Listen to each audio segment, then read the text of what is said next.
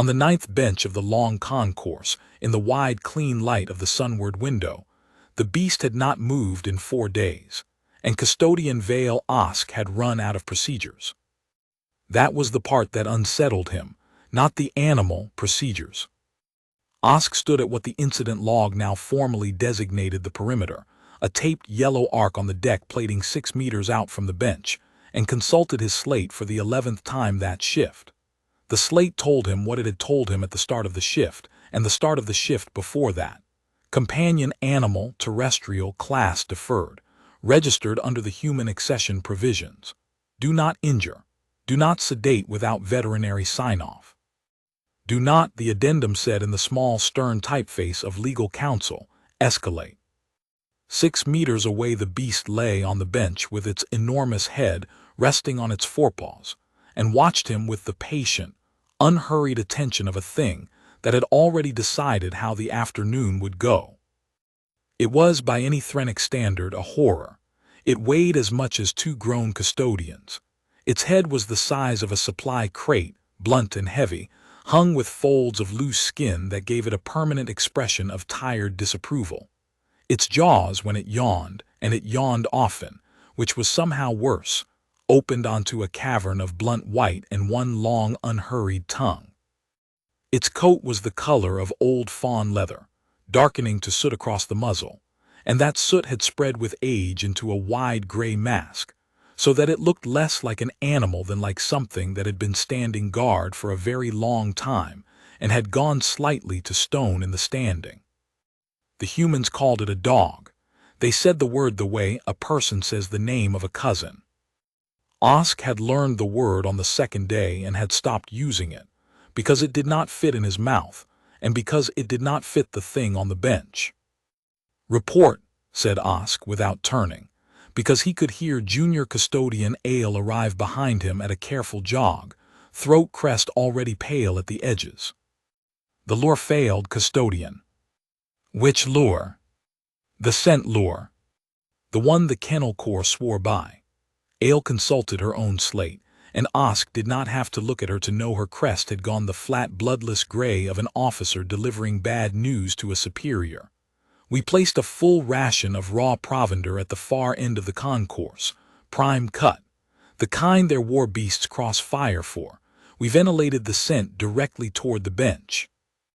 And it looked at the meat, said Ale. It looked at the meat for some time, then it looked at us, then it put its head back down. Osk absorbed this. It ate nothing, he said. It ate nothing, Custodian. The kennel master says.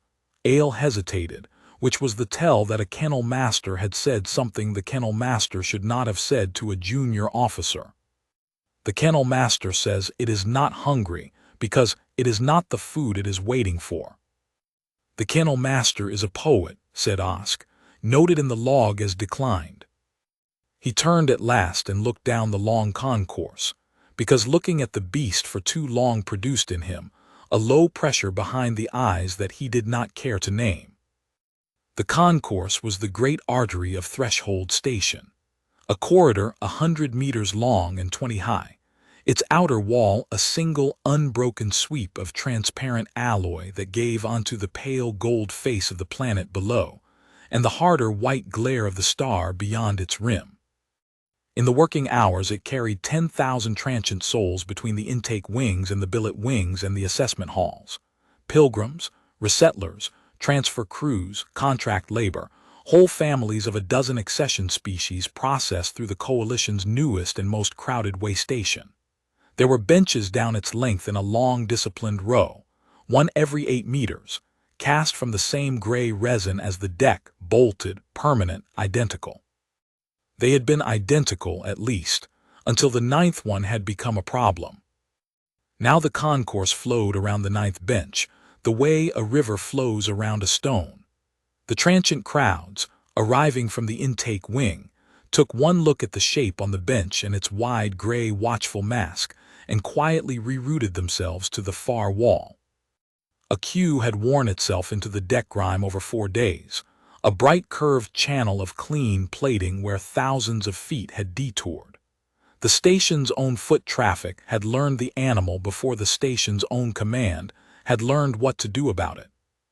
That more than anything was why Provost Chent had begun to send OSC messages with increasing frequency and decreasing courtesy. Custodian, Ale again. The Provost's office asks for a projected clearance time. Tell the Provost's office, said OSC, and then reconsidered the sentence he had been about to build because it would have ended his career, that the projection is under review. They asked specifically for a number. Then the number is under review. He walked the yellow arc slowly, the way he had walked it a dozen times, reading the scene the way his training had taught him to read a scene, as though it were a puzzle that would yield to correct observation. The bench, the animal, and on the bench, tucked into the corner where the seat met the armrest, half beneath one massive forepaw, a small folded square of gray cloth. He had noticed the cloth on the first day. He had assumed on the first day that it was refuse, that some transient had left it, and the animal had adopted it. He had ordered it removed on the first day, and the removal had been the incident that taught the station what the animal was. OSC had not personally seen it. He had been 3 concourses away when the call came, but he had seen the recording, and he had seen the 2 members of the containment detail afterward, in the mess, sitting very still over food they were not eating, and he had heard from the detail lead the sentence that had since circulated through every custody wing on the station in the low tones people use for the things that unsettle them. The detail had approached the bench in armor, 4 of them, with a grasper's pole rated for hostile fauna. They had reached for the cloth, and the animal had not risen, had not snarled, had not so much as lifted its head from its paws. It had simply opened its eyes fully. The detail lead was very clear on this point, that the eyes had merely opened, and looked at the nearest custodian with an expression the detail lead could only describe in his written statement as arithmetic. It was doing sums, the detail lead had written, in the plain incident report Threnic that has no room for metaphor and therefore treats metaphor as fact. It was looking at me and doing sums, and I understood that I was in the sums, and I understood where in the sums I was. The detail had withdrawn. The grasper's pole was still lying on the deck where the nearest custodian had set it down, 6 meters out, at the line that was now the perimeter. No one had gone back for it. So the cloth stayed, and the animal stayed, and on the 4th day custodian Vale Osk stood at the yellow arc and understood that the station had spent 4 days trying to solve the wrong problem, and had not yet worked out what the right problem was. He crouched slowly at the edge of the arc, bringing his 4-jointed frame down to the height of the great gray head. The beast tracked the motion without alarm.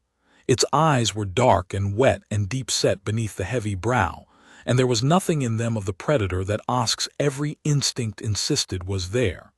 There was only attention. Enormous, tireless, unhurried attention, aimed not at Osk but past him, down the length of the concourse, toward the wide doors of the intake wing where the crowds came in. It was watching the doors, Osk realized. It had been watching the doors for 4 days. He was, to the animal, a minor and recurring obstruction between it and the doors, to be assessed and dismissed and assessed again. "You are not guarding the bench," Osk said quietly, to the animal, which was an unprofessional thing to do, and which he would not have done had Ale not stepped away to take the provost's call. "You are watching for someone." The beast yawned. The cavern of its mouth opened and closed. It resettled its chin more comfortably on the folded gray cloth and went back to watching the doors, and Osk stood, and his knee joints complained, and he did not have an answer, only a first true edge of one, and the edge frightened him more than the teeth had. "Custodian." Ale was back, and her crest had gone past pale into the faint blue that meant she was carrying an order she did not want to deliver. "The provost is escalating. He's brought in the Kessin." Osk closed his eyes. The Kessin were the finest beast handlers in the coalition. This was not opinion, it was contract. 6 worlds paid the Kessin retainers to break, bind, and keep the apex fauna that other species could not so much as approach. The tunnel drakes of the mining combines, the war marets of the border fleets, the leviathan draft beasts that hauled ore barges through atmosphere. A Kessin handler could walk into a pit with a thing that had eaten its last 3 keepers and walk out leading it on a thread. When a coalition station could not manage an animal, it did not send for more custodians. It sent for the Kessin, and the Kessin came, and the problem stopped being a problem. When, said Osk. They're already docked. The provost brought them in yesterday. He didn't tell us because Ale's crest flickered. He didn't want it in the log that he'd needed to. Of course not, said Osk. Where? Handler Prime Sazu is at the intake atrium now, with the Morat. Osk opened his eyes. He brought a Morat onto my concourse, he said. The provost authorized it. Ale read the word off her slate with the care of someone handling something hot. As a demonstration of dominance, the theory is that the terrestrial animal is holding the bench as territory, and that territory disputes resolve according to hierarchy, and that if a superior predator asserts a claim.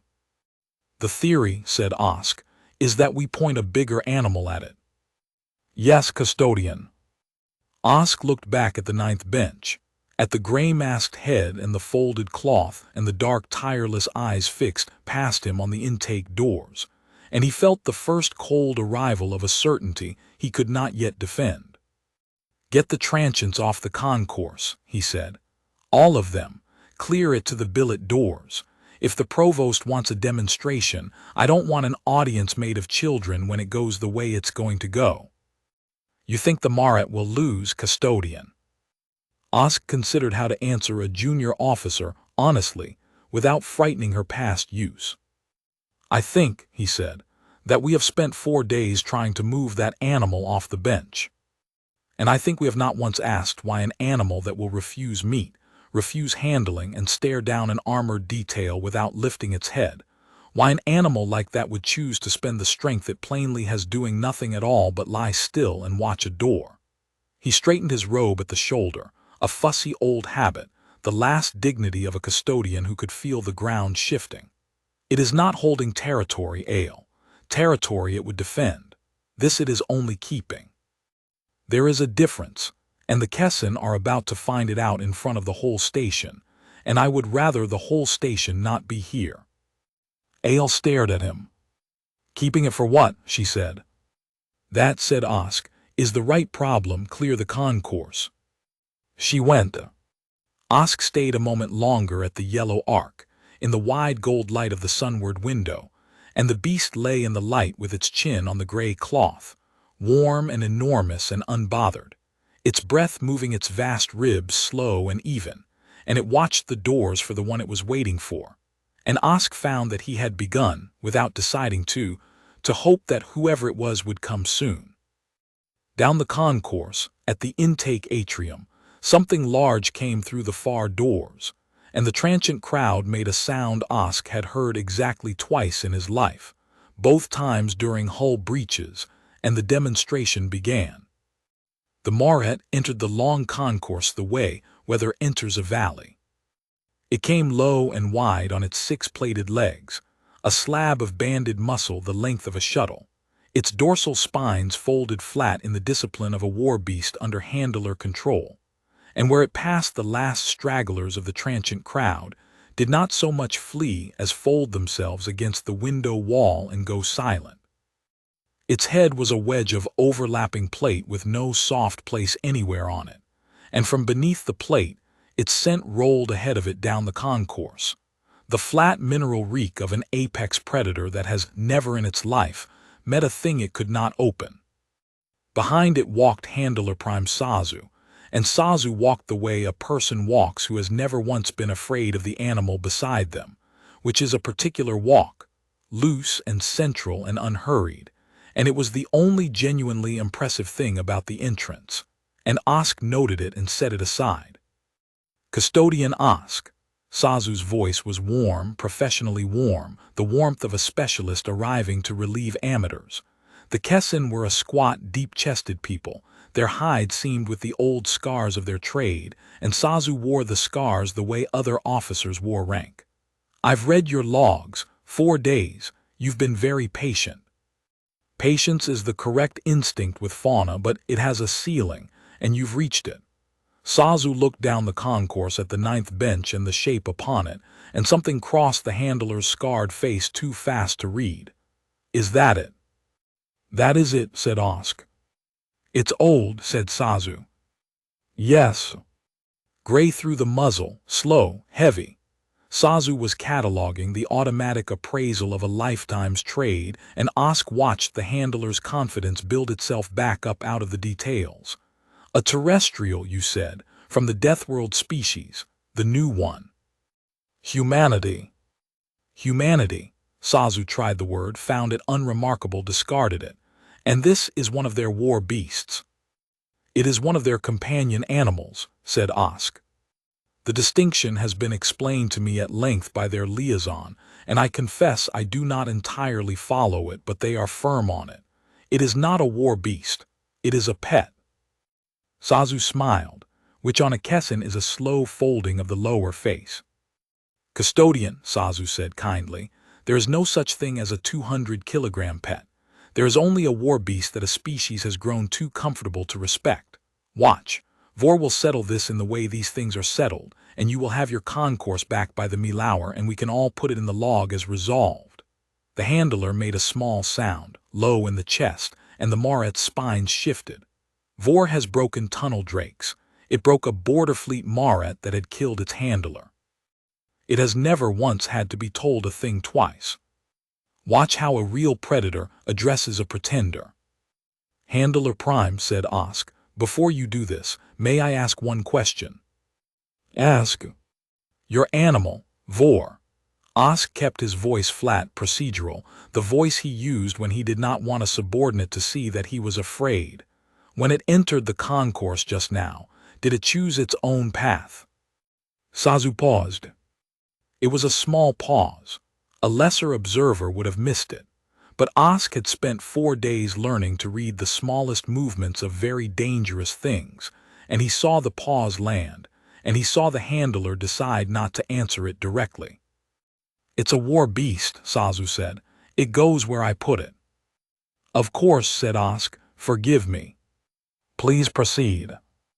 Sazu made the low sound again, and the Maret began to move down the concourse toward the 9th bench. And for the first 80 meters, it was the most frightening thing Osk had ever seen move under a roof. Flowed. There was no other word. 2 tons of banded predator poured itself down the clean channel the transients had worn in the deck, silent but for the tick of its claws, its wedge head low and level and aimed, its whole enormous attention narrowing to a point, and that point was the shape on the 9th bench. Osk felt the old animal fear rise in the back of his own throat, the fear that predates language, the fear that knew before Osk's mind knew that a hunt was underway and that Osk should already be running. On the bench, the terrestrial animal watched the Maret come. It did not rise. It did not tense. It did not draw back its heavy lips or lower its brow or shift its weight to its feet. It lay in the sunward light with its chin on the folded gray cloth, and it watched the Maret close the distance, and its dark deep-set eyes tracked the great plated shape with the exact same tireless, unhurried attention it had spent on the intake doors, on the grasper's pole, on Osk. The attention of a thing that has assessed a situation fully and found in it nothing that requires it to get up. At 20 meters, the Maret's flow changed. Osk saw it and did not believe it. The war beast's stride shortened. Its head, which had been low and level and aimed, came up a fraction. The narrowed point of its attention widened, wavered, began to take in the whole of the thing on the bench instead of the throat of it, and something passed through the banded muscle of its shoulders that Osk had no frame for until Ale, beside him, breathed a single stunned word. "It's reading it," she said. At 10 meters, the Maret stopped. It stopped the way a thing stops when a floor it trusted turns out not to be there.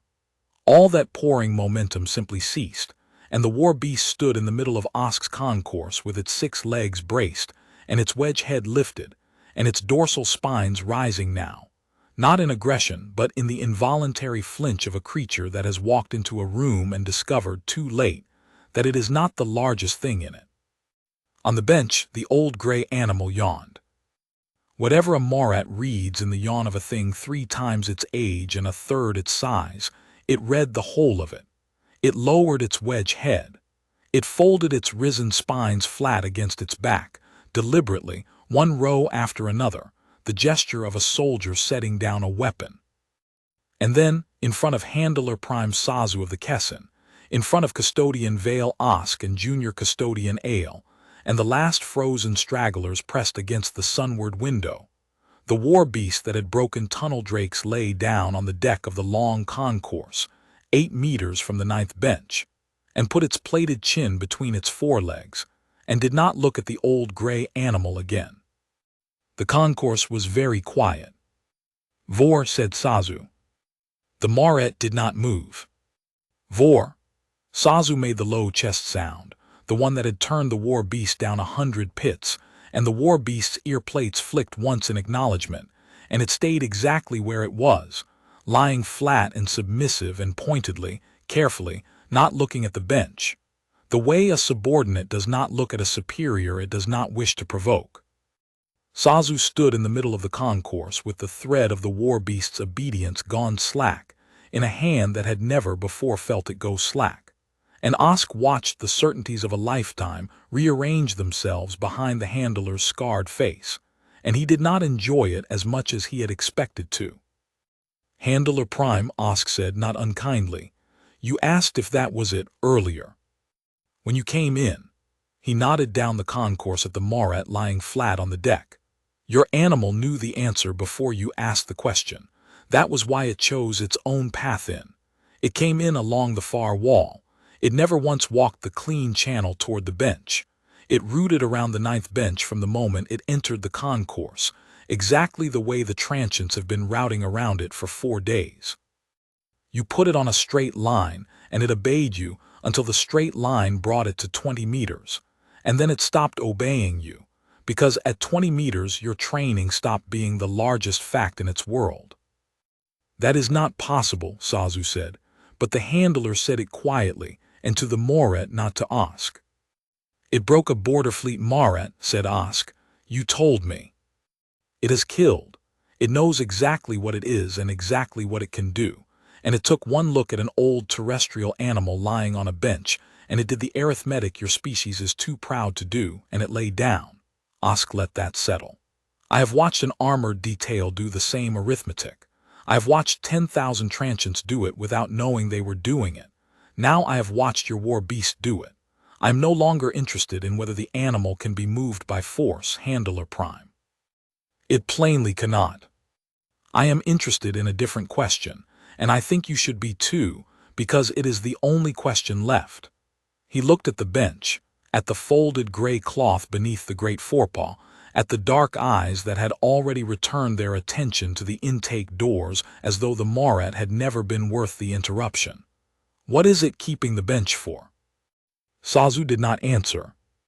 Sazu, to the handler's credit, went and collected the war beast in person, walking the far wall, and led it back down the concourse the way it had come, and did not once suggest another demonstration, and paused only at the intake doors to look back at the 9th bench with an expression Osk would think about for a long time afterward. Not fear, exactly, and not defeat, but the specific stillness of a professional who has just learned that the ground of their profession is smaller than they believed. "Log it," Osk told Ale. "As what, custodian?" Osk considered. "As declined," he said. The provost did not take declined well. Provost Chent received Osk in the command annex above the intake atrium, a room walled on one side by the same transparent alloy as the concourse, so that the pale gold planet hung enormous and serene behind the provost's desk, while the provost was neither. Chent was a Threnic of the old administrative caste, elegant and brittle. His throat crest kept dyed a permanent authoritative violet so that no one could read his fear off it, which told Osk everything about the provost that Osk needed to know. "A Marat," said Chent. "I brought you a Kessin war beast. I bypassed 3 procurement boards and I spent from a discretionary fund I will now have to explain, and you have returned it to me lying on its belly." "I did not return it lying on its belly, Provost. It lay down on its own. I merely observed it. The station is watching a corridor it cannot use. The accession delegations are watching the station. Do you understand what it looks like, custodian, to the 6 species who have not yet ratified the human provisions, when a coalition way station is held hostage for 5 days by a single terrestrial pet? 4 days, Provost. 5 by the time you produce an answer, at the rate you produce answers. Chent turned to the window and the gold planet. The humans will tell you the animal is harmless. Their liaison has told me so 11 times. She uses the word gentle. She used it to me this morning, of an animal that has faced down an armored detail and a war morat without rising from a bench, and she used it without a flicker of shame, as though gentle and that were not opposites. He turned back. They are lying or they are mad, and I am inclined to both. I want it gone, custodian. I do not care about the accession provisions. I do not care about the addendum. Find me a procedure that ends with an empty bench, and find it before the ratification delegates convene, or I will find a custodian who can. Osk stood in the gold light and looked at the provost, who was afraid, and who had dyed his crest so that no one could see it, and who was going to make the same mistake the containment detail had made and the Marat had refused to make. "Provost," Osk said, "I will find you an empty bench, but I will find it by answering the question, not by escalating past it. The animal is not defending. It is keeping. Something belongs on that bench, or someone does, and the animal is holding the place until it comes back. If I find what it is keeping the bench for, the bench empties itself, and we are heroes. If I keep pointing larger and larger things at it, then sooner or later I point something at it that it decides is a threat, and then—" Osk stopped. "Then what?" said Chent. "Then we find out what the arithmetic was for," said Osk. "And I would rather not, Provost. I have seen 3 separate things do the arithmetic and back away. I am not eager to be present for the case where something doesn't." Chent was quiet a moment. "You believe it's dangerous," he said. "I believe it is the most dangerous thing on this station," said Osk, "and I believe it has spent 4 days demonstrating that danger by doing absolutely nothing with it. That is not the behavior of a beast, Provost. A beast that dangerous and that provoked would have acted by now. This one is waiting. It has something it values more than the pleasure of removing us, and it is spending all that terrible patience on the keeping of it. I would very much like to know what a creature like that values. So would the 6 delegations, I suspect, if you framed it correctly." He inclined his head. "Give me the station's records. Give me access to the concourse assignment logs, the billet rolls, the intake manifests for the human provision. Let me find whose bench it is. That is the procedure. It is a quiet one, and it will not lie on its belly in front of the delegates." The provost looked at him for a long moment, and the gold light lay on the dyed violet crest and could not get underneath it. "You have until the delegates convene," said Chent. 3 days. Find me the answer or find me an empty bench. I do not care which arrives first." "Provost." "And custodian." Chent had already turned back to the window. "The liaison, the human woman, Cole. She keeps asking to see me and I keep declining because every time she opens her mouth she says something that makes the station sound insane. She is your problem now. If the animal is keeping a place, she will know whose. Go and be lied to by an expert." The human liaison's name was Marta Cole, and she did not lie to Osk, which was the first thing about the humans that genuinely disarmed him. He found her in the Human Provisions Temporary Office, a repurposed cargo bay in the billet wing that the humans had made unaccountably comfortable in the short weeks of their tenancy, soft light, a smell of some brood plant, images pinned to the wall of green places under blue skies. She was a squat, weathered person, gray coming into the dark of her head fur, past her middle years, unhurried in a way that reminded Osk uncomfortably of the animal. She listened to his account of the morat with her hands wrapped around a cup, and when he finished she did not look surprised, and she did not look worried, and she said only, "He lay down then, the morat." "Yes." "Good instincts, morats." She sipped from the cup. "Sensible animals. They know an old campaigner when they smell one." She set the cup down. "Custodian, you've come to ask me whose bench it is, and I'm going to tell you because you seem to be the first person on this station to ask the right question instead of the loud one, and because I've been trying to get someone to ask it for 4 days. But I want you to understand something first, so that when I tell you, you don't go and do something clumsy with it." "I am listening." "That animal is called Gus." Cole said the name the way the kennel master had said dog, the way a person says a name that is a whole history folded into one soft syllable. "He's a Mastiff. On our world we bred his kind for a very long time to do exactly one thing, which is to stand in a doorway between the people they love and everything else, and to make everything else reconsider. Not to attack it, to make it reconsider.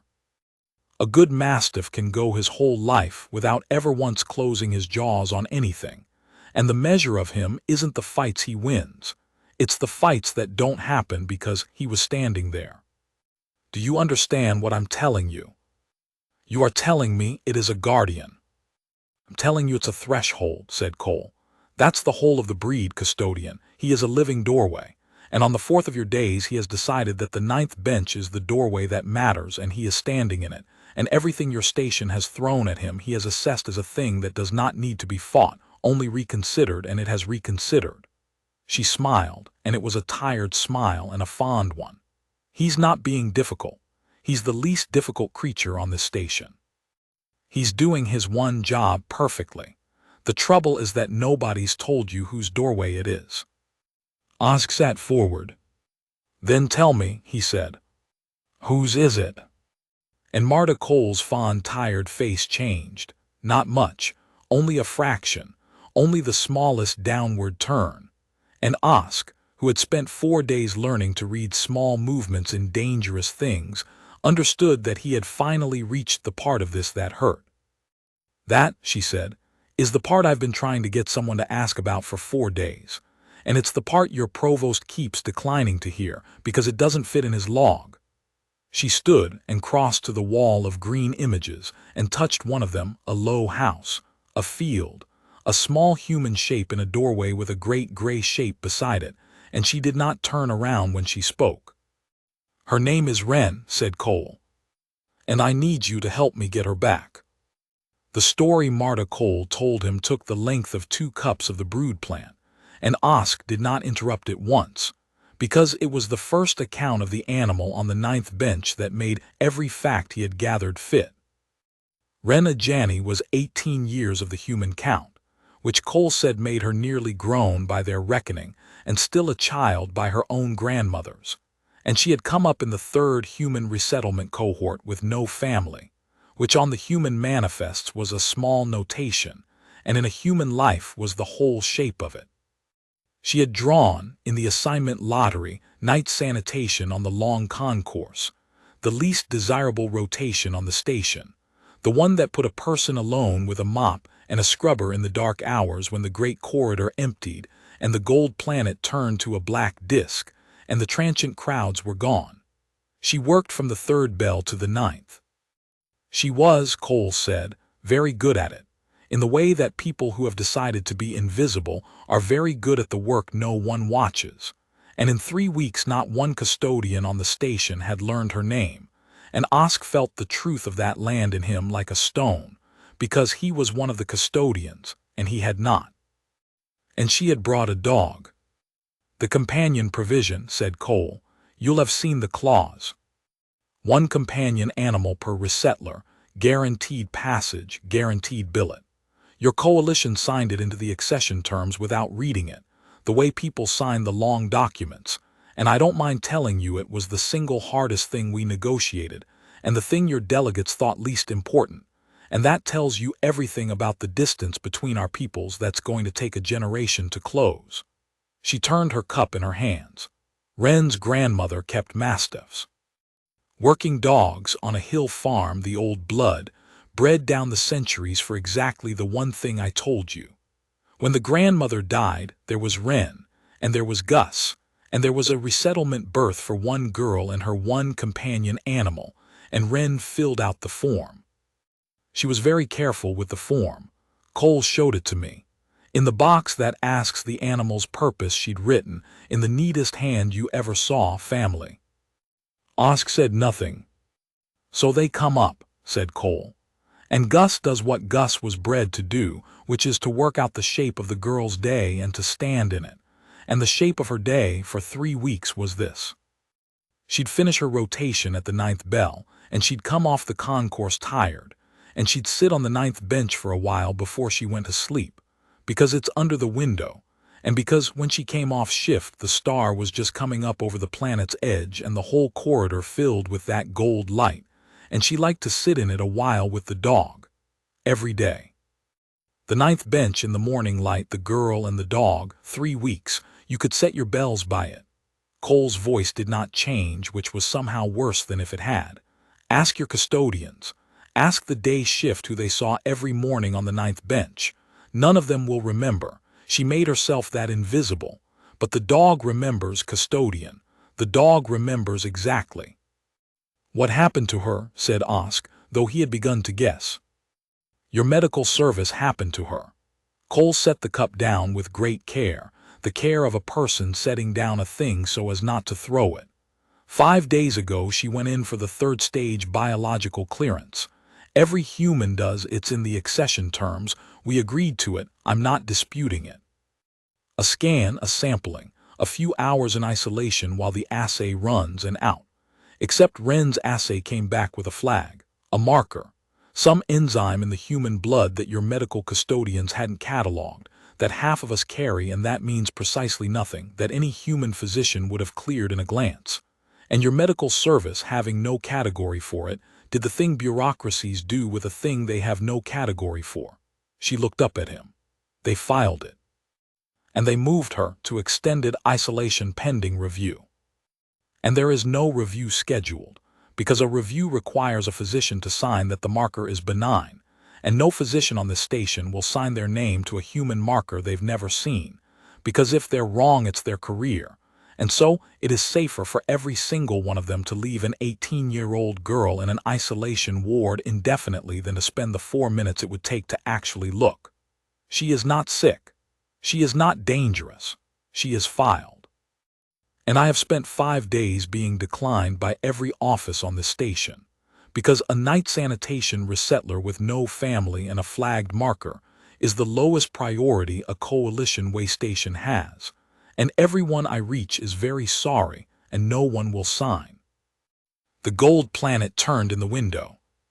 Somewhere 3 concourses away, an old gray animal lay on a bench in the morning light and watched a door. And Gus, said Osk quietly. When they took her to isolation, the intake ward tried to send Gus to the station kennel.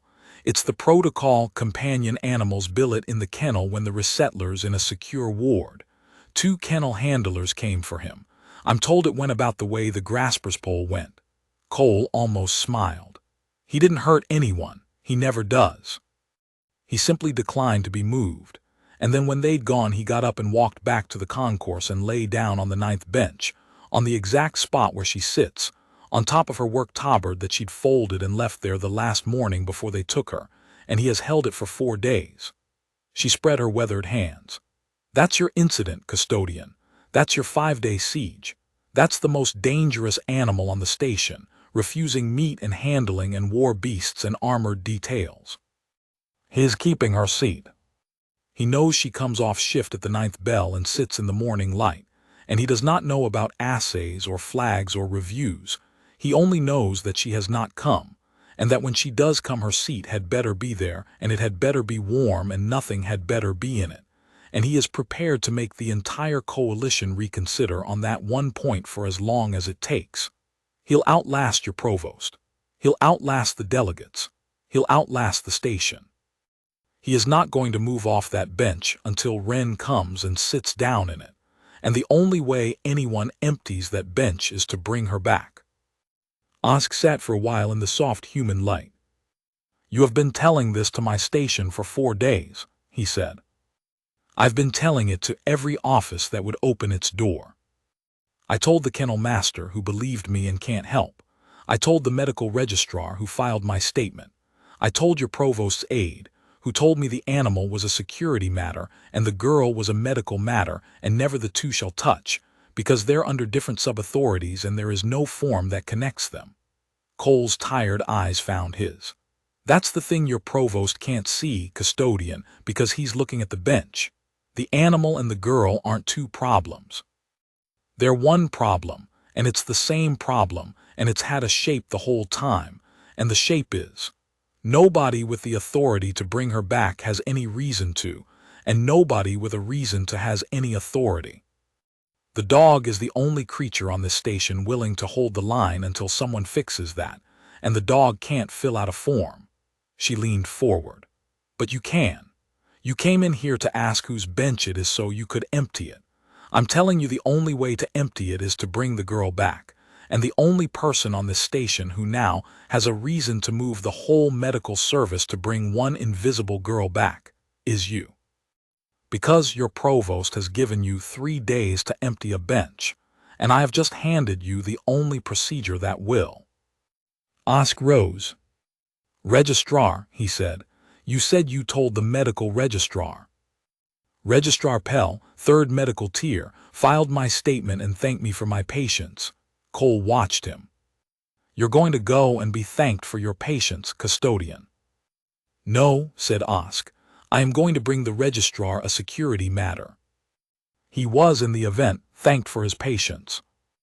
Registrar Pell was of the Amat, the small chitinous clerk caste that the coalition bred its administrators from, and Pell's office in the 3rd Medical Tier was a borough of stacked and labeled certainty in which every problem had, at some point in the station's history, been given a form, and in which a problem without a form did not, in any sense that mattered to Registrar Pell, exist.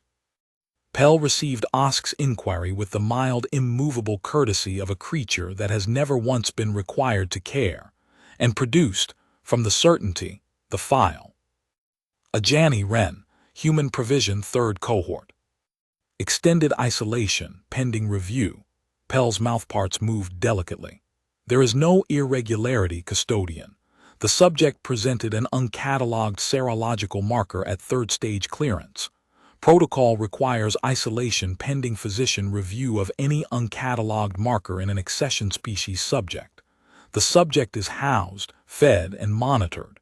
She is in no distress the monitors can detect. The protocol is being followed correctly." "When is the review?" "The review is pending." "Pending what?" "Pending a reviewing physician," said Pell, "with the appropriate specialty accreditation, electing to conduct it." "And how many physicians on this station hold that accreditation?" 9. "And how many have elected to conduct the review?" Pell's mouthparts stilled, which was the Amat equivalent of a shrug. "The election is voluntary," said Pell. "There is no protocol requiring a physician to review a specific case within a specific interval. To impose one would be to expose the reviewing physician to liability for a judgment made under time pressure. The current arrangement protects the physicians, the medical service, and the station." Pell folded 2 of its 4 hands. "It is, if I may say so, custodian, a very well-designed protocol. It has no failure state. Nothing can go wrong within it. A resettler has been held in isolation for 5 days, for a condition your own file describes as an uncatalogued marker of unknown significance." "That is not a failure state," said Pell with genuine, mild, chitinous patience. "That is the protocol operating exactly as designed. The subject is safe. The physicians are protected. The uncatalogued marker remains uncatalogued, which is the correct status for a marker that has not been catalogued. If you are dissatisfied, custodian, there is a form." Osk stood in the burrow of labeled certainty and understood, with a clarity that felt almost like grief, that Marta Cole had been exactly right. There was no villain in the file. There was no cruelty, no malice, not even indifference exactly. There was only a machine, elegantly built, in which the safe choice for every single person was to do nothing, and in which a girl could therefore be filed away forever by people who were each, individually, following the rules correctly and protecting themselves sensibly, and none of whom would ever have to watch her not come home. Except one creature was watching. 3 concourses away, on the 9th bench, one creature had refused the file. "Registrar," said Osk, "I am not here about a medical matter. I withdraw the medical inquiry." Pell's mouthparts resumed their delicate motion, satisfied. "I am here," said Osk, "to open a security matter, and I require your countersignature on it, which protocol does require you to provide within the hour." He set his slate on the stacked certainty of the desk. The subject of an extended isolation medical hold is the sole handler of a class-deferred terrestrial predator currently obstructing the long concourse, refusing all containment, and assessed by this office as the highest threat animal on the station. I am filing that the animal cannot be safely relocated by any means available to custody, that it can be relocated only by the return of its handler, and that the handler is therefore a material party to an active security incident endangering station operations and the ratification delegation. Osk let it sit. Which makes her release not a medical election, Registrar. It makes it a security necessity. And that has a form. And that form does have a failure state, and the failure state is a class-deferred predator on the concourse when the delegates arrive, and the failure state has your countersignature on it, or it has your refusal to countersign, which I will also be filing. The borough was quiet. "That is," said Registrar Pell slowly, with what might in an Ahmat have been respect, "a very well-designed form, custodian." "I learned it from your protocol," said Osk. "Sign." A countersigned form does not move at the speed of a frightened provost. It moves at the speed of the machine that Registrar Pell had described with such quiet pride, the machine with no failure state, which meant, Osk discovered before the hour was out, that it also had no urgency state.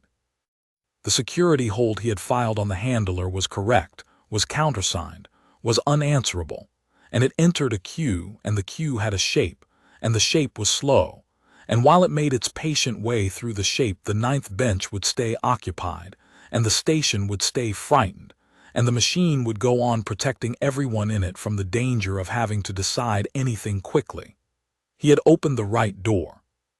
The right door had a corridor behind it, and the corridor was long, and Osk stood at the mouth of it on the 5th day of the siege, and understood that a correct procedure left to run at its own pace would empty the 9th bench in a week or a month, and that he did not have a week and might not, he was beginning to fear, even have the rest of the day. Because the story of the siege had already left the station. That was the thing Osk had not anticipated, though he should have, that a 5-day standstill on a major coalition way station, with a ratification delegation aboard and 100 transient crews passing through, could not be kept quiet. It went out on the transient crew's own relays first, the way all real news travels, ahead of any official channel and truer than any of them. And by the 5th day it was on the open galactic feeds already, and it had acquired, in the way of stories that travel, a shape of its own that was not quite the truth and was somehow more true than the truth, and the shape was this: that humanity, newly and provisionally admitted to the coalition, having been asked in the accession negotiations what military contribution it intended to offer, had answered the question by shutting down a coalition station with a single house pet, and had not appeared to consider this remarkable. The feeds did not, of course, have the girl. They did not have Ren Ajani filed in a white ward, or Marta Cole declined at 11 offices, or the marker of unknown significance, or the small human word in the purpose box on a resettlement form. The feeds had only the outside of it, the immovable beast, the failed Marat, the standing station, and out of the outside of it the galaxy built the joke and then, slowly, stopped laughing, because the joke had a second half that the laughing species reached at their own speed and did not enjoy. The second half was, if that is their pet, what did they keep at home?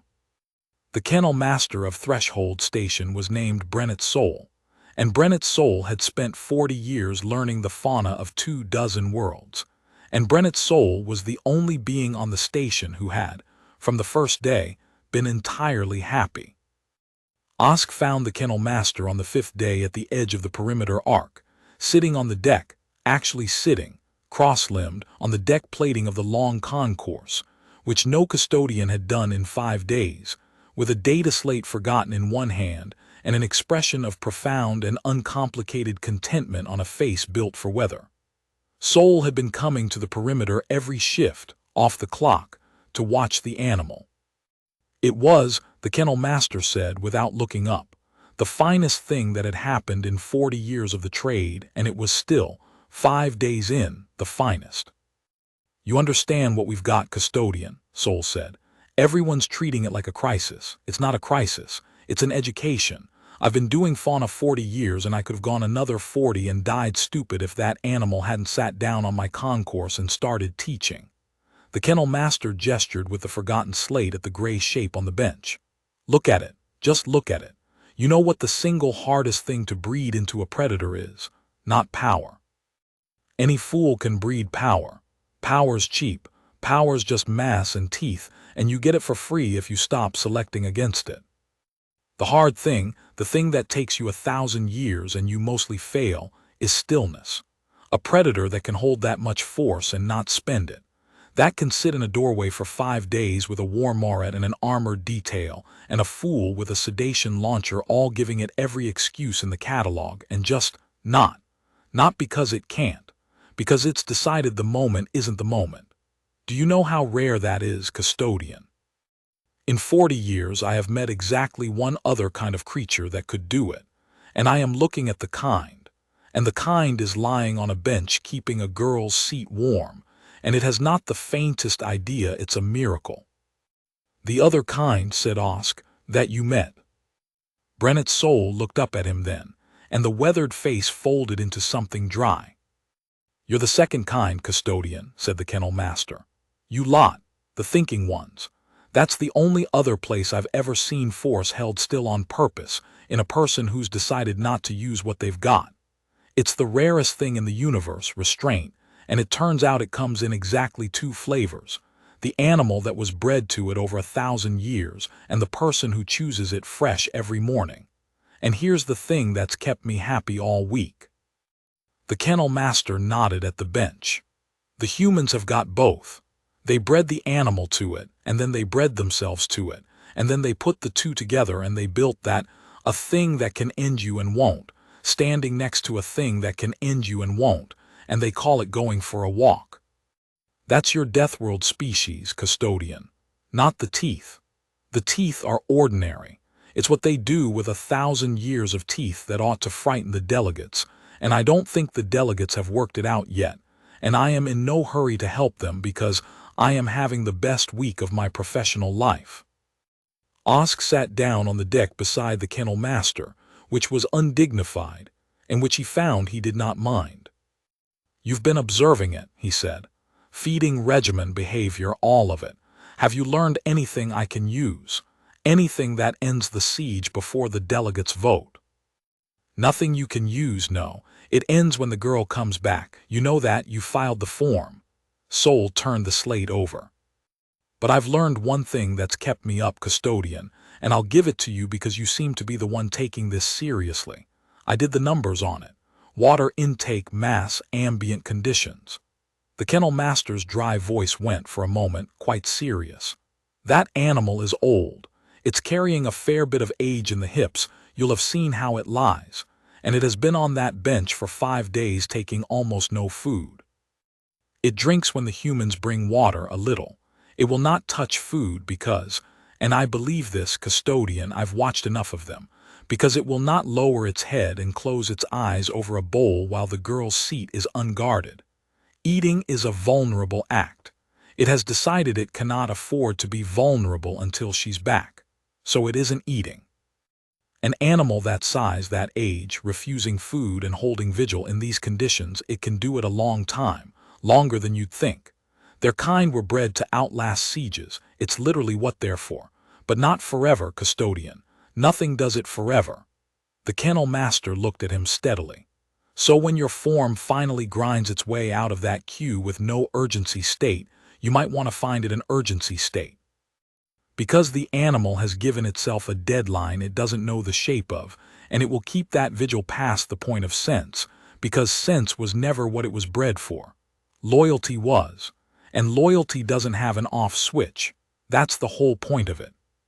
That's why it's worth more than sense. Osk sat with that on the deck of the long concourse in the gold light, and looked at the old gray animal on the bench refusing to eat until a girl came home, and he felt the slow, bureaucratic cue he had trusted turn, in his mind, from a solution into a second clock running against the first. "How long?" he said. "I won't guess out loud," said the kennel master. "Guessing out loud makes people do stupid things fast, and stupid fast is worse than slow. But I'll tell you this, custodian, and then I'm going to go back to enjoying my week. I've stopped thinking of it as how long can it hold out. I've started thinking of it as how much is it willing to spend. And the answer with that breed, with that animal, is all of it. It will spend all of it. It will spend the very last of itself keeping her seat warm, and it will think the trade was fair, because to that animal the seat isn't a seat. It's the whole of the world it has left to protect, folded up small enough to guard, and it will guard the whole of its world down to nothing gladly, and never once understand that anyone might have wanted it to guard itself instead." The kennel master rose, joints cracking, and looked down at Osk. "You want to end the siege before the delegates vote. Wrong ambition, custodian. End it before the animal finds out how much it's willing to spend. That's the clock. That's the only clock that was ever really running." The kennel master's second clock sent Osk back, that same afternoon, to the one place he had been avoiding, which was the incident log itself. The whole 5-day accumulation of it, every attempt the station had made on the 9th bench before he had taken the matter over, laid out in the flat procedural thrennic that turns even a route into a tidy column of entries. He had skimmed it before. Now, with the kennel master's warning behind his eyes, he read all of it, from the first entry to the last, because he had begun to suspect that the log was not a record of a station failing to move an animal. It was a record of a station being patiently taught, attempt by attempt, a single lesson it had refused every chance to learn, and Osk wanted, before he did anything else, to finally learn it.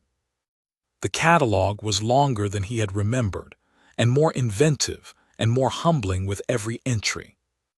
They had begun on the first day with authority, because authority was free and the station had a great deal of it.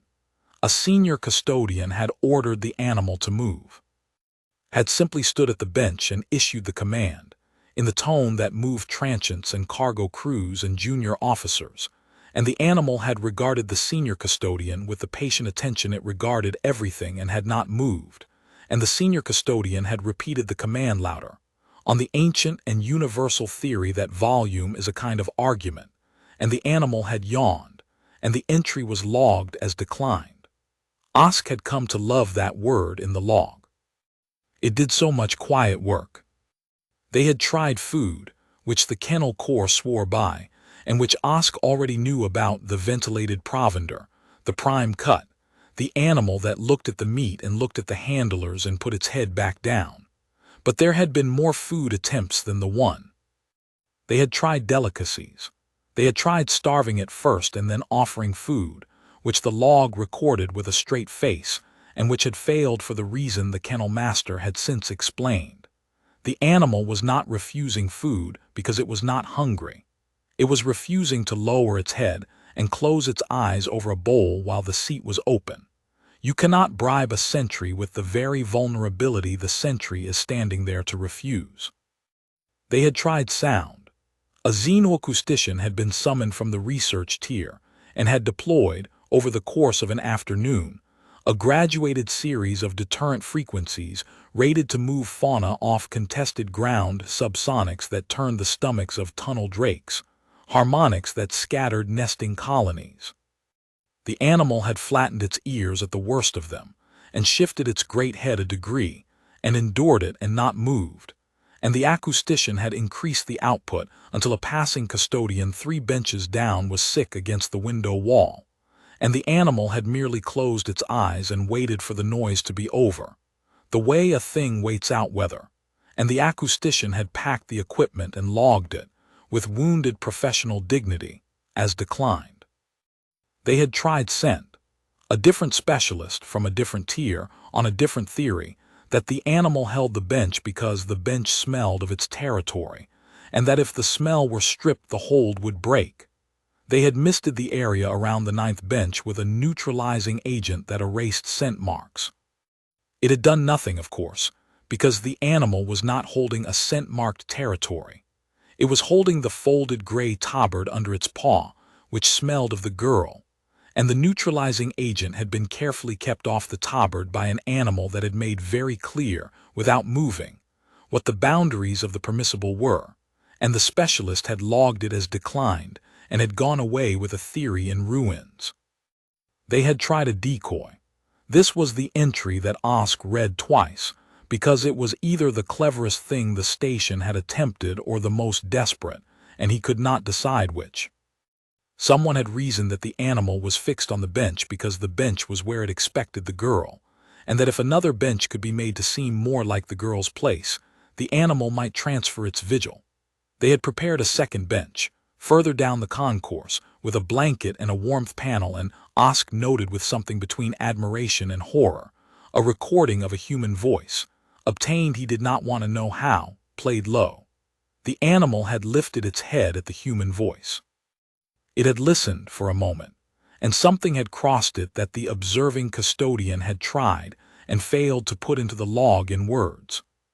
And then it had understood that the voice was not hers, that it was a human voice but not the human voice, the wrong one, a counterfeit, and it had put its head back down on the real tabard that smelled of the real girl, and it had not looked at the decoy bench again, and the observing custodian had written, in a rare departure from procedural Threnic, it knew.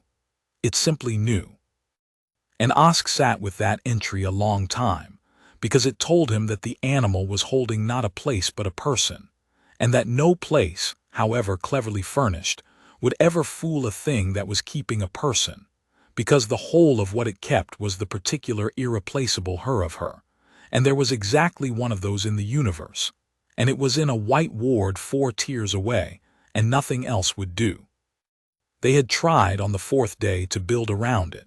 If the animal could not be moved, ran the reasoning, then the concourse could be given back to the station by simply walling the animal off, a temporary partition, floor to a comfortable height, around the 9th bench, so that the transient crowds need not see the thing they feared and the corridor could flow. The partition crew had gotten 3 panels up. Osk read the account of what had happened to the 4th panel, and the crew's collective decision that the partition was, on reflection, not operationally necessary, and he recognized in it the same sentence the containment detail had written, and the marksman had not written, and the provost's official history would omit, the space in the account where the real reason sat too large to record. The animal had not wanted to be walled off, Osk understood, not out of any fear of the wall, but because a wall between itself and the intake doors was a wall between itself and the direction the girl would come from, and it had made the crew reconsider the wall with the same immovable arithmetic it made everything reconsider, and the panels had come down, and the entry read, gloriously, declined.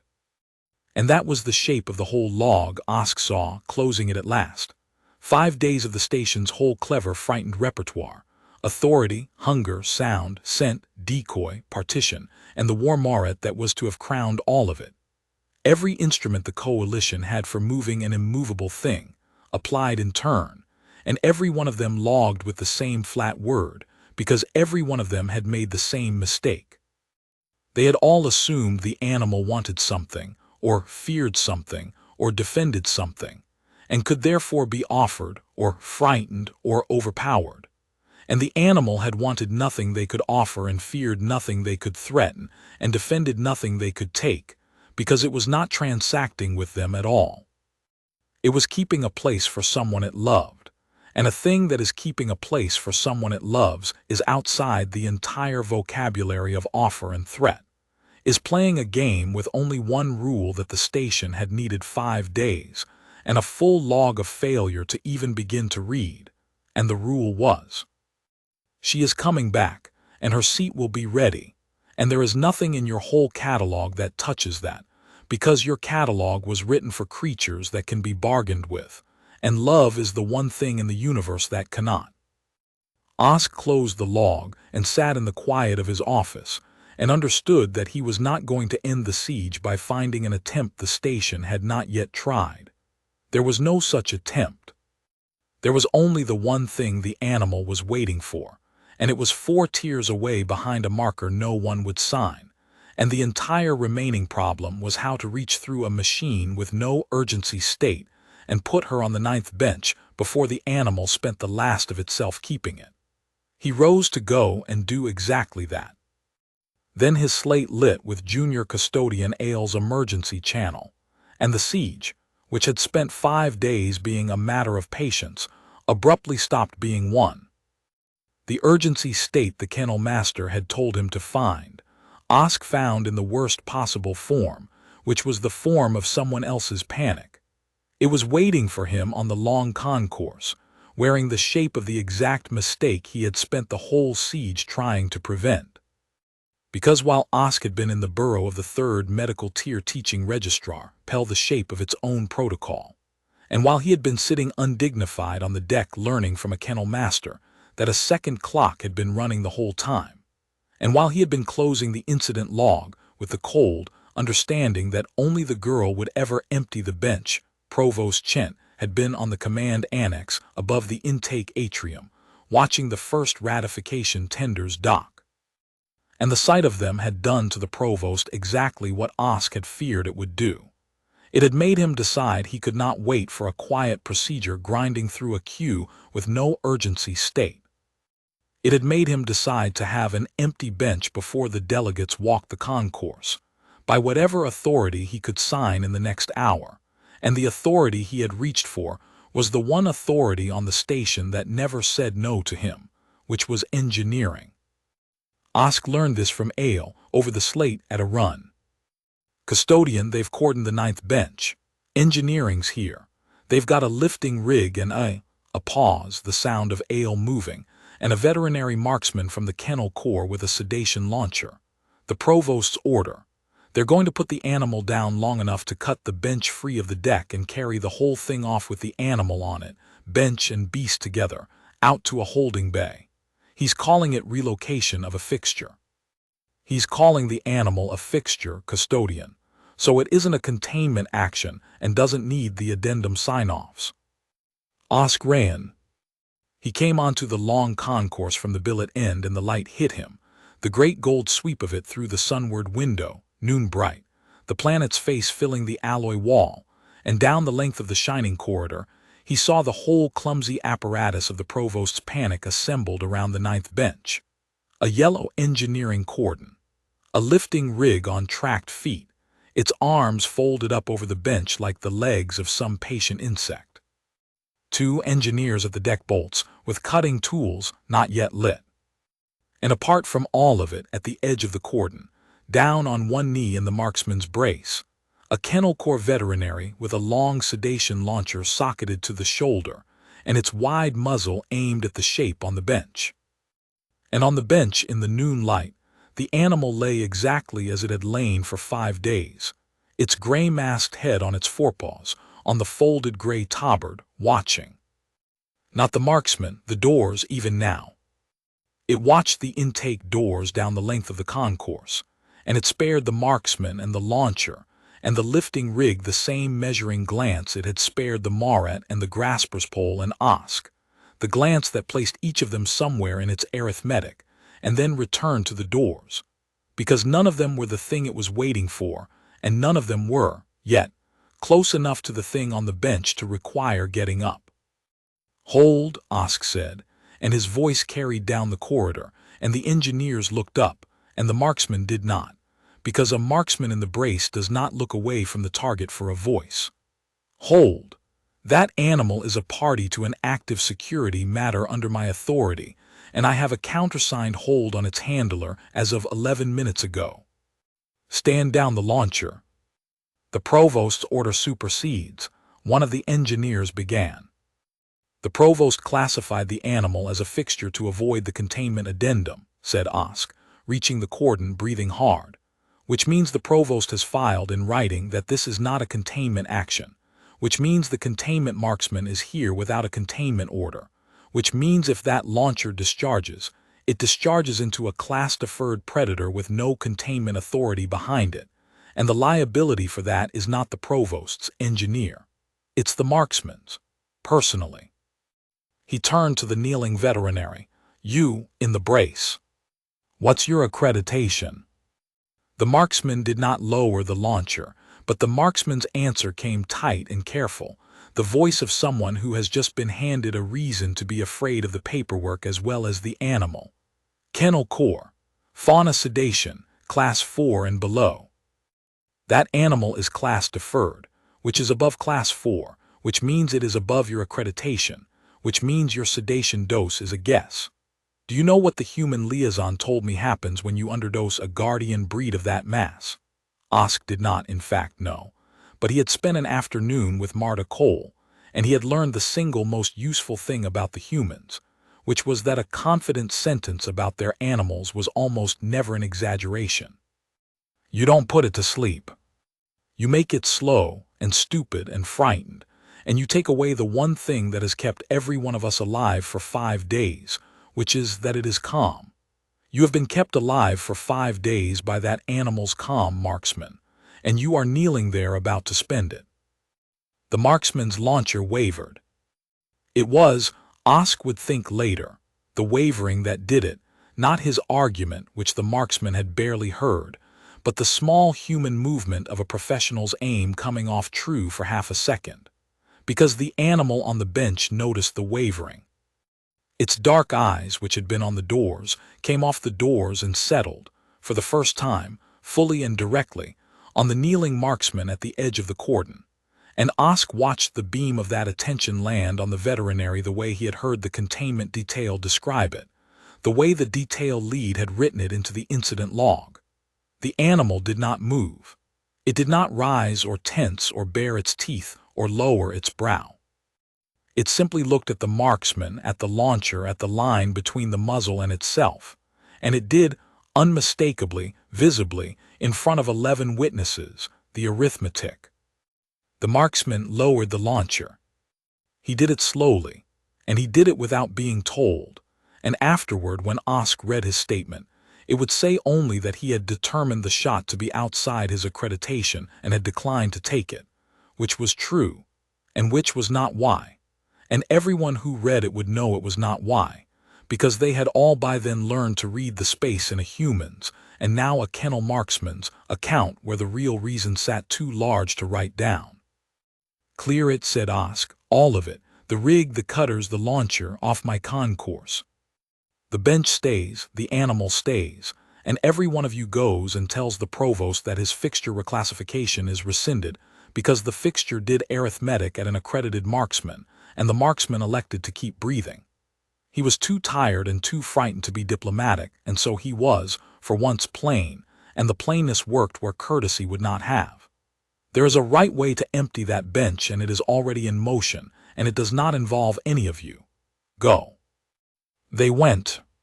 The engineers folded up the insect legs of the lifting rig and tracked it away down the corridor, and the marksman broke the launcher and slung it and did not look back at the bench, and the yellow cordon came up off the deck, and within the quarter hour the 9th bench stood alone again in the noon light with only the yellow perimeter arc around it and the old gray animal upon it. And the animal put its attention back on the intake doors, as though the whole apparatus of its near sedation had been a minor weather that had come and gone. Ale found Osk at the perimeter, and her crest had gone a complicated color he did not have a name for. Custodian, she said. The delegates are on the concourse.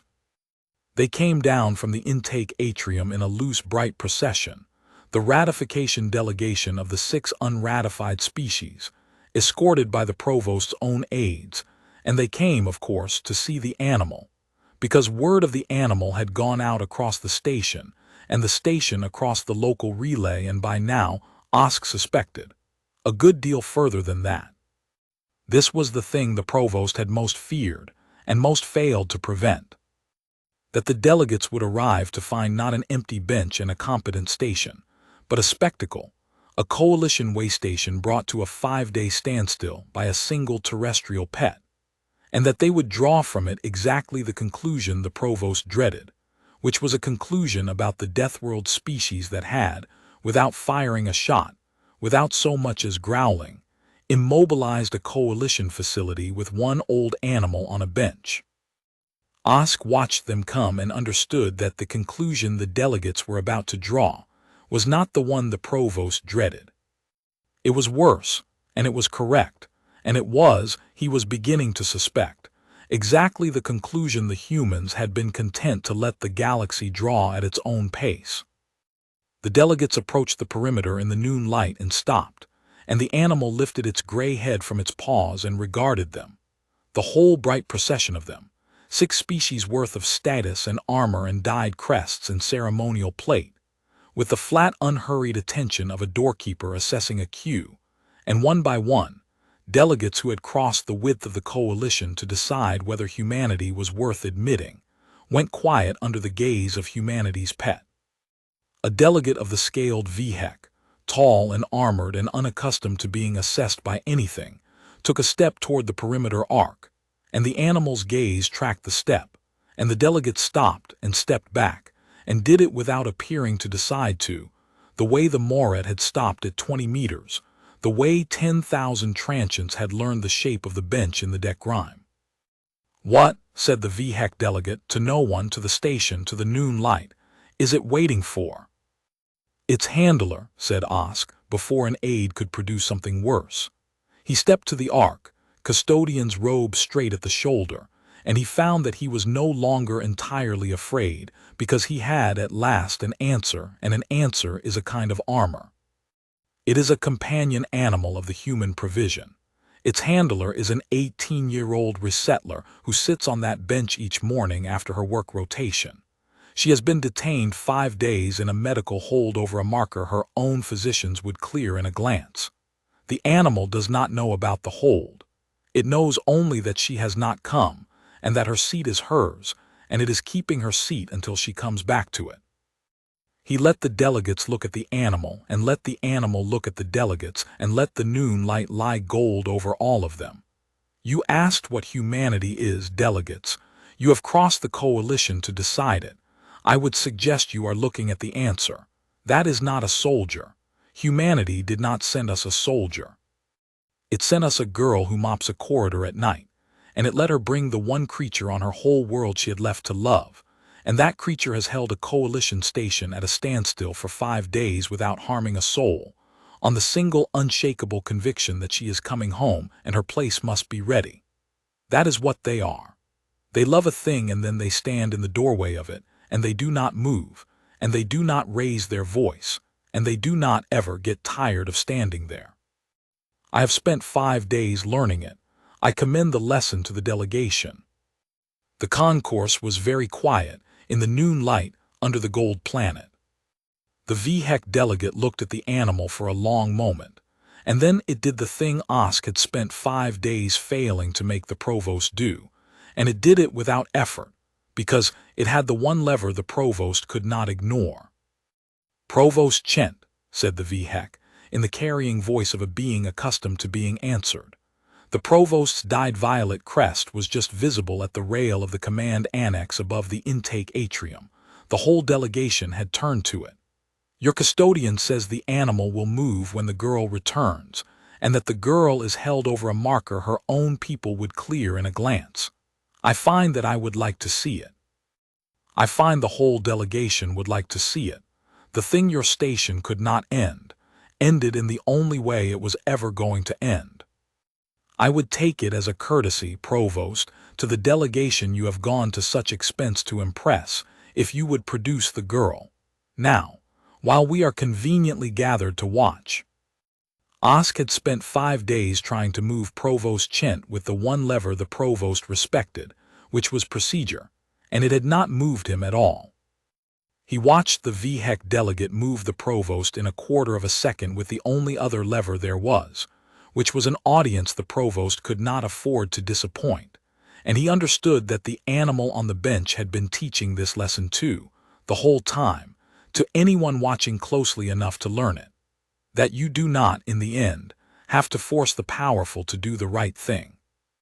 You have only to arrange matters so that the right thing becomes the thing that saves their face, and then stop talking, and let them arrive at it, the way the Morat had arrived, the way 10,000 transients had arrived, the way even a frightened provost could be made to arrive if you were patient and immovable enough to wait.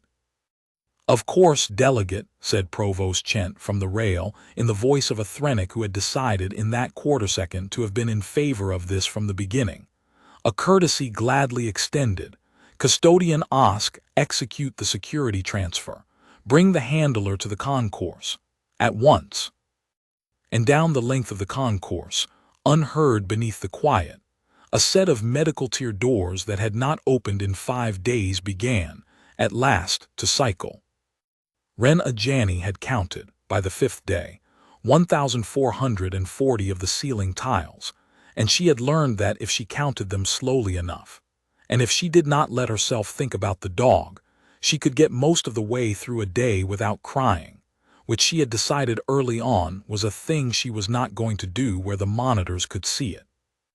The isolation ward was clean and warm and white, and it never got dark. That was the part she had not been ready for.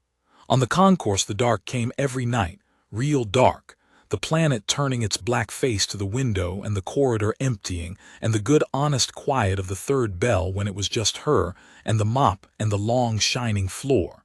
She had liked the night rotation. Everyone had been sorry for her when she drew it, the human coordinator and the other resettlers, night sanitation, the worst lottery on the station, and she had let them be sorry because it was easier than explaining that she did not much like being looked at, and that a job where nobody looked at you was not a punishment. It was nearly a gift.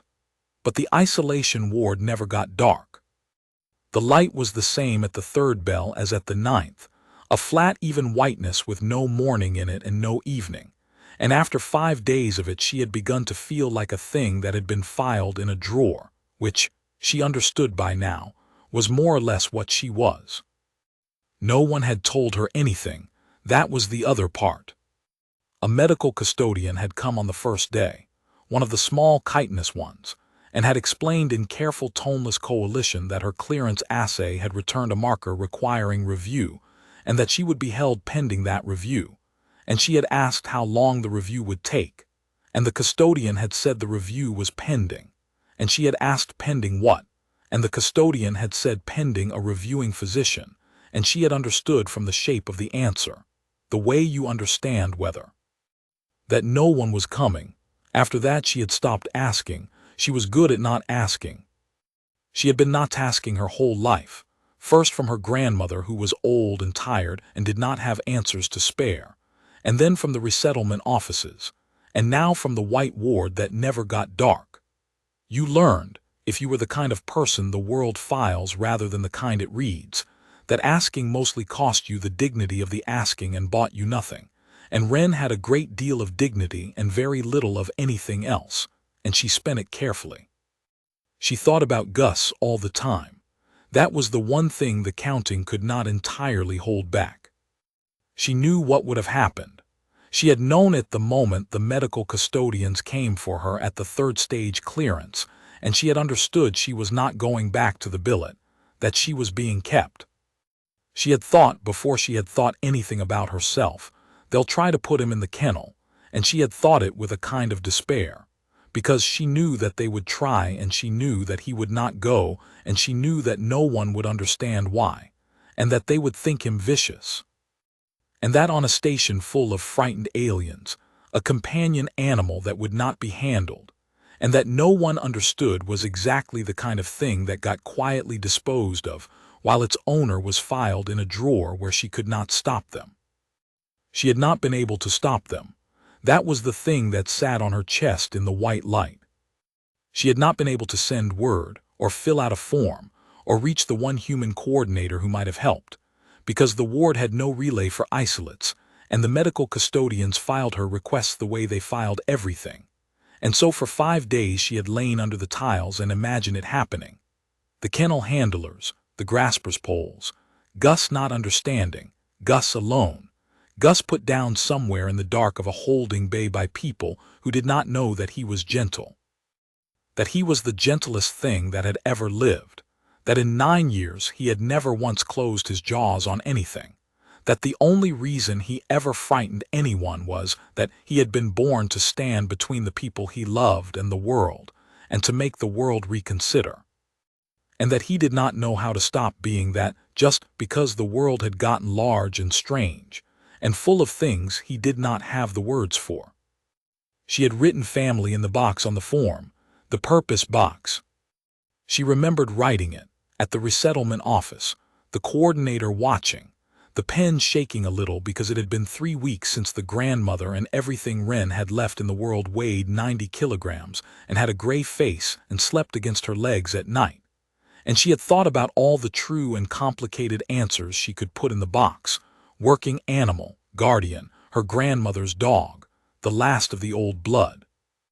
And she had crossed all of them out in her head and written the one true word: family. And the coordinator had read it and had not laughed, which was the moment Wren decided she trusted the coordinator, and the coordinator had signed it through. She kept faith in her own small way, in the ward, though there was no one to see her keep it and no seat for her to guard. She made the narrow bed each morning at what she guessed was the 3rd bell, tight and square the way her grandmother had taught her, because a person who lets the bed go is a person who has agreed to be a thing in a drawer, and she had not agreed to that, whatever the machine had decided. She washed her face in the basin at the same hour. She did the small stretches that kept a sanitation worker's back from seizing, though she had no floor to mop and nowhere to walk.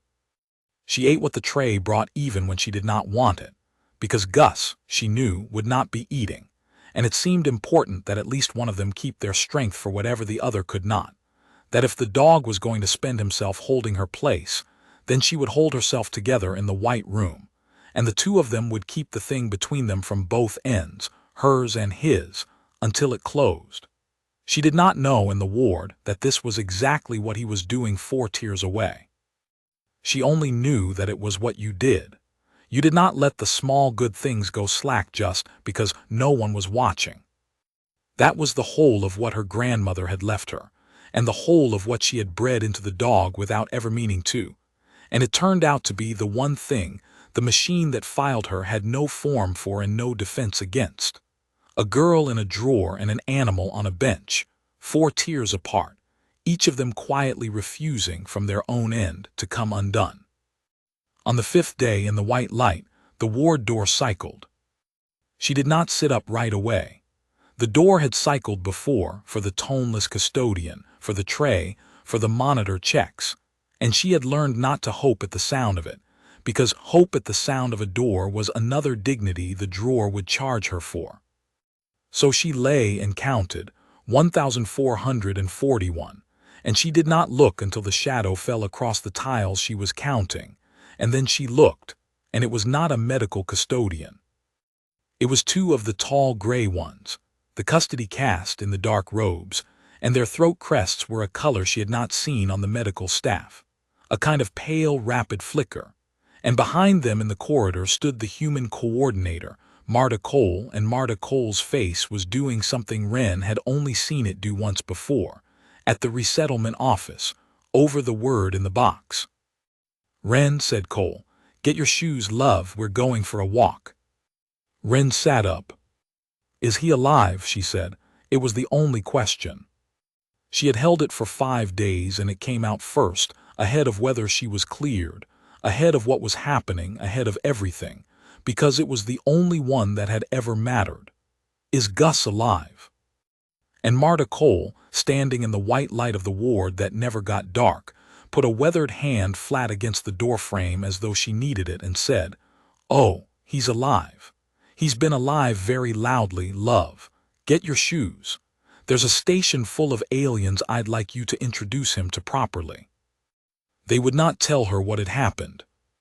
That was almost the worst of it, in the long, bright corridors, that the two custody officers walked her out of the medical tier at a pace that was not quite a hurry but was not calm either, and that Marta Cole walked beside her with a hand light on her shoulder and would say only wait and you'll see and let him do it, and that the whole way, through corridors Wren had only ever mopped in the dark and now saw crowded and gold with noon light, people got out of the way.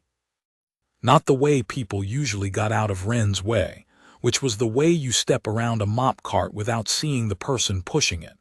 They stepped back and they looked. Custodians, transients, a delegation of some armored scaled species she had never seen, all of them stepping back and looking at her, at small plain 18-year-old Wren Ajani in her sanitation coverall with her hair coming out of its tie, and she felt the looking land on her like a weight and did not understand it, and shrank under it the way she always had, and Marta Cole felt her shrink and tighten the hand on her shoulder. "Don't," said Cole quietly just for her.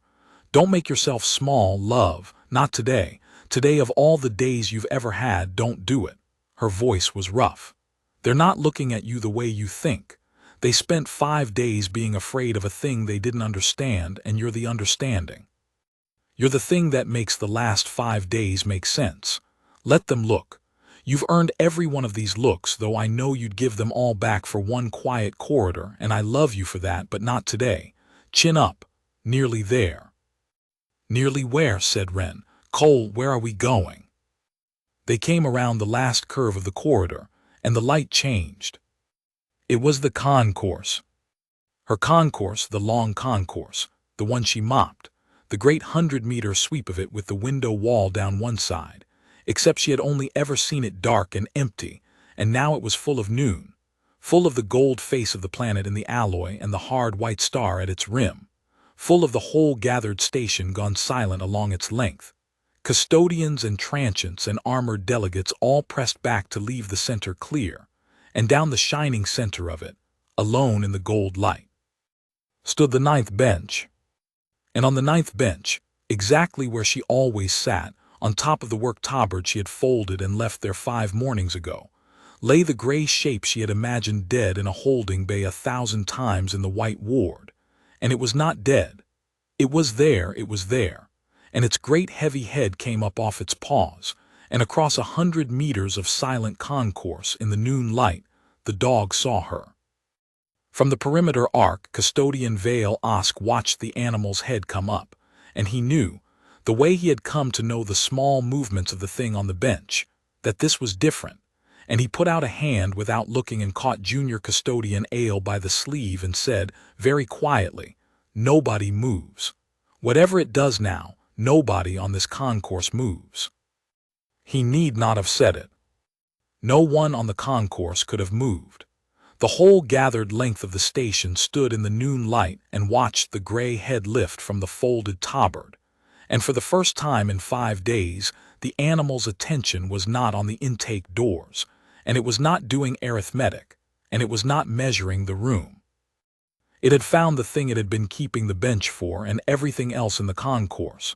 The delegates, the custodians, Osk, the station, the coalition, the 6 unratified worlds ceased, in that instant, to be anything the animal needed to account for at all. The girl stood 100 meters away at the mouth of the corridor, small and plain in a sanitation coverall, her hand caught in the human liaisons, and she made a sound Osk heard across the whole silent length of the concourse, a small broken human sound, and she said one word.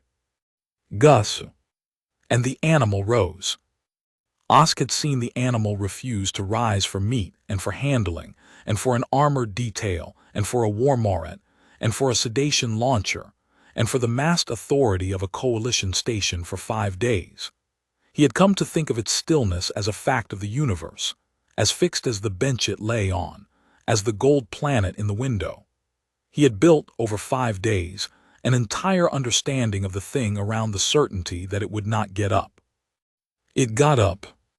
It got up the way an old thing gets up, and that was the part that undid him, the part he was not braced for, not a predator's surge but the slow, ordinary labor of a heavy old animal getting its legs under a great weight, the forequarters first, the head swinging low, a stiffness in the hips it worked through with the patience of long practice, and it stood on the bench a moment with its gray head down and its sides heaving with the effort, and then it stepped down onto the deck of the long concourse.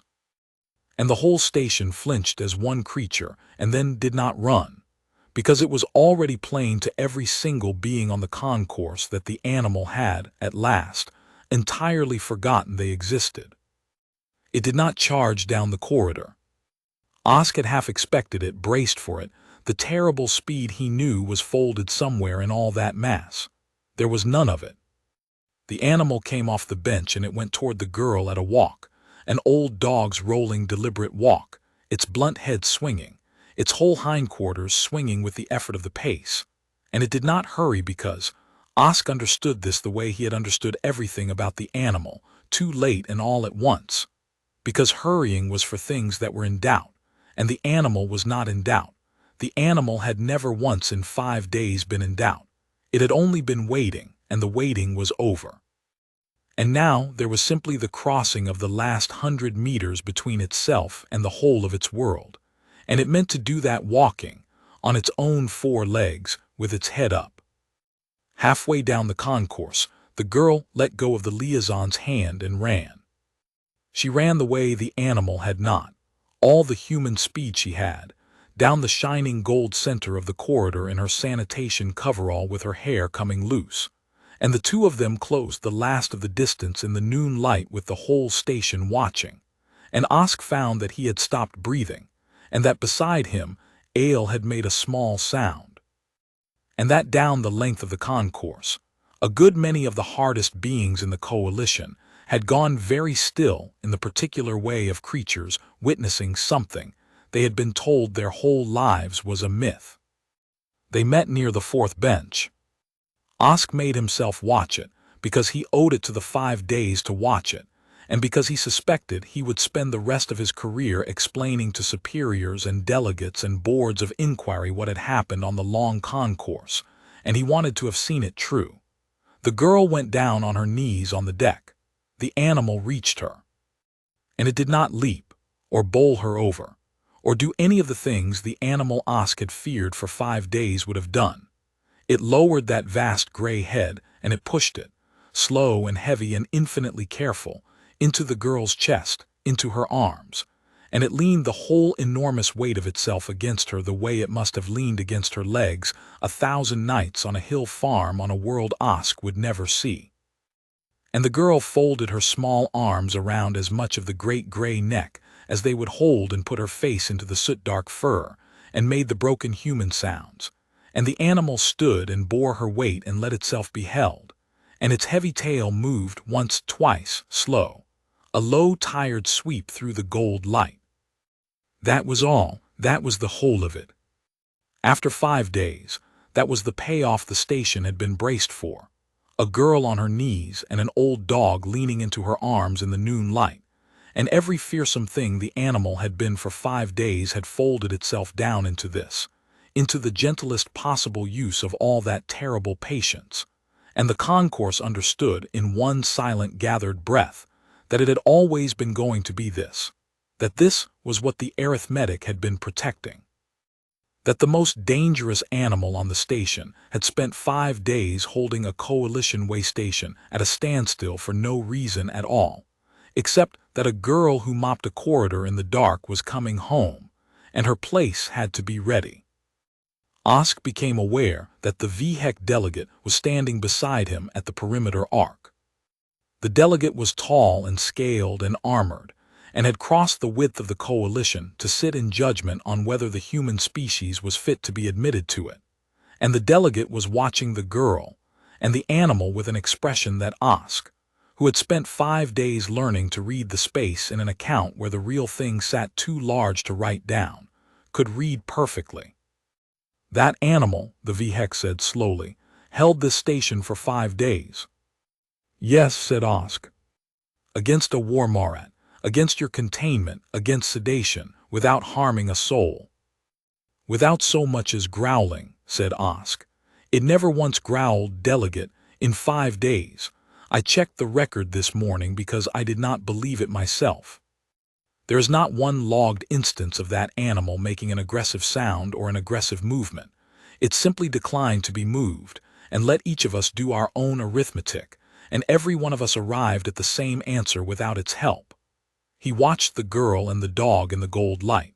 That is the part I would put in your report, delegate, if the report were mine to write. Not that it was dangerous. Anything can be dangerous. That it was dangerous, and it knew it. And for 5 days under every provocation we could invent, it spent that danger on nothing but standing still and keeping a girl's seat warm. That is not restraint a beast is capable of. Something taught it that. Something bred it into the very blood of the thing across a longer stretch of years than your species has been spacefaring, delegate, bred an animal that could open any of us and made it gentle, made gentleness the whole of its purpose, made a living doorway of it, and set it in front of the ones they love. He turned to the VHEC. You came to decide whether to let humanity in. I would gently observe, delegate, that humanity has just spent 5 days demonstrating exactly what it does with the dangerous things it loves, and exactly how far it can be pushed before those things stop being gentle, and the answer to the second question is considerably further than any of us managed to push it. I would think about that. I would think about it before I voted, and I would think about it for a long time after. The VHEC delegate did not answer.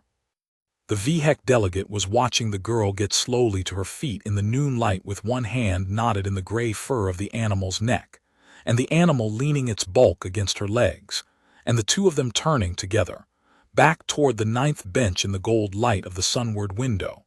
And the VHEC delegate had the look of a creature revising, in real time, a judgment it had believed settled, and Osk decided to let the silence do the rest of the work. Because he had learned that too from the animal, that the strongest thing you can do, sometimes, is to make your point and then simply, immovably, stop talking and let the other party do their own arithmetic and arrive. They walked back to the 9th bench together, the girl and the animal, down the shining gold length of the concourse, and the whole station watched them go and did not make a sound. And Osk, following at the respectful distance the moment seemed to ask for, saw the thing the kennel master had been afraid of and had refused to guess out loud. The animal was spent. It did not show in the leaning. The leaning was joy, was greeting, was the whole gray weight of it pressed against the girl in relief. It showed in the walking.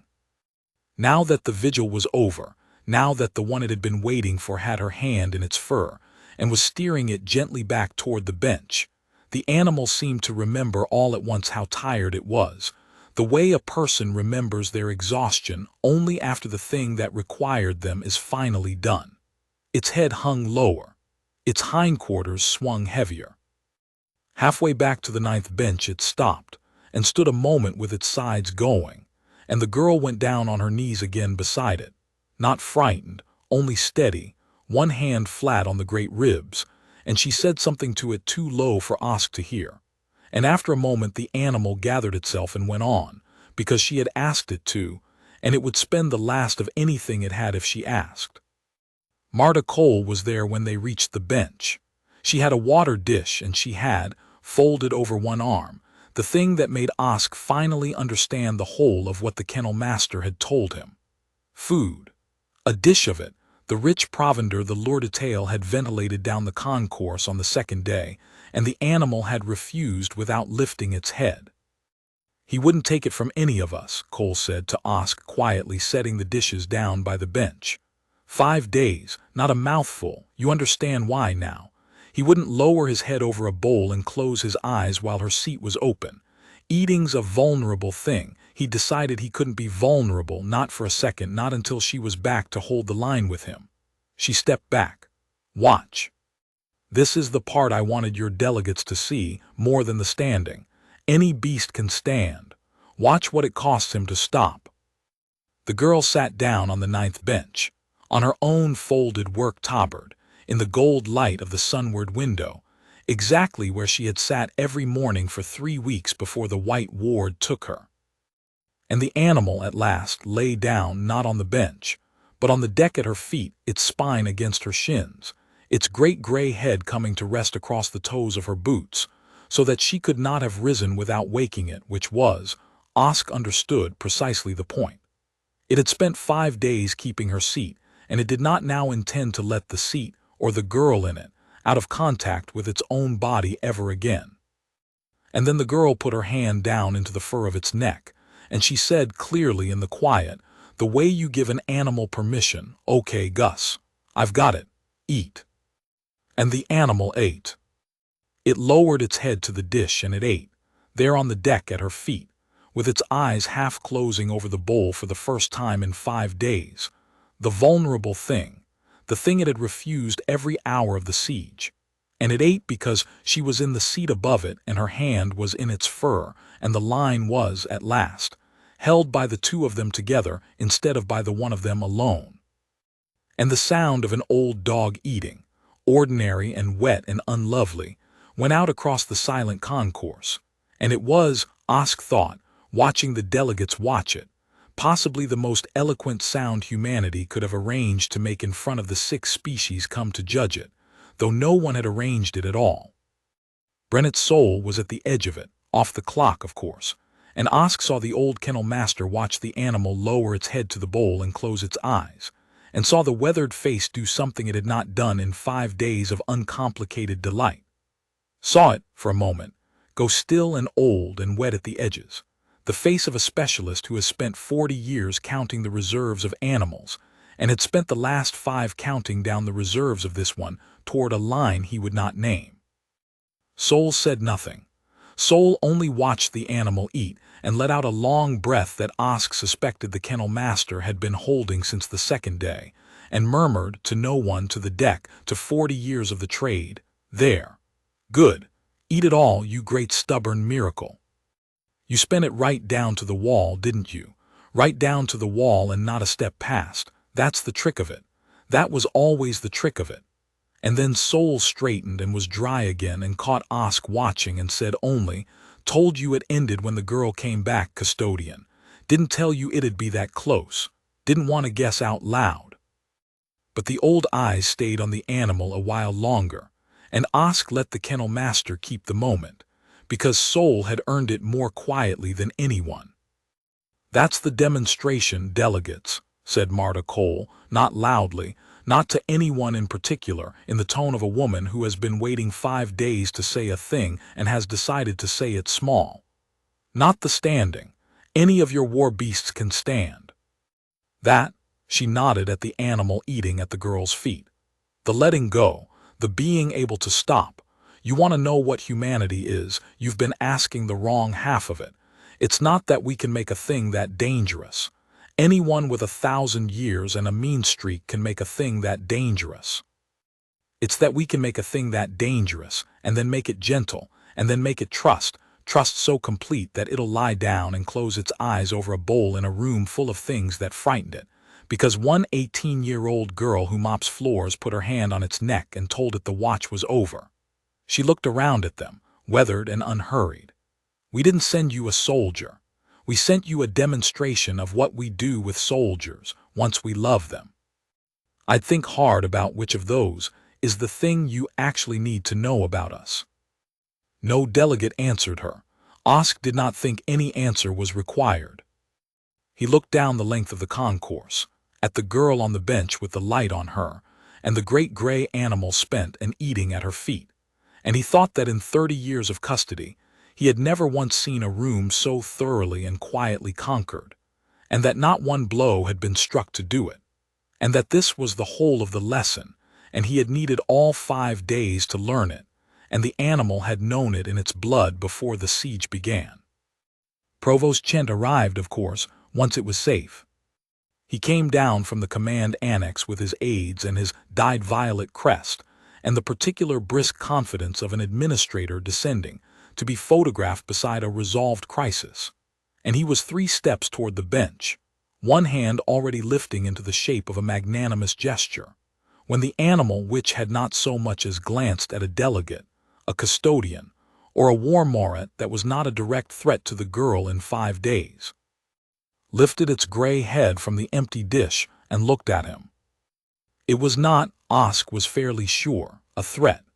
The animal was too tired for a threat, and the provost was too far away to be arithmetic, and the girl's hand was on its neck.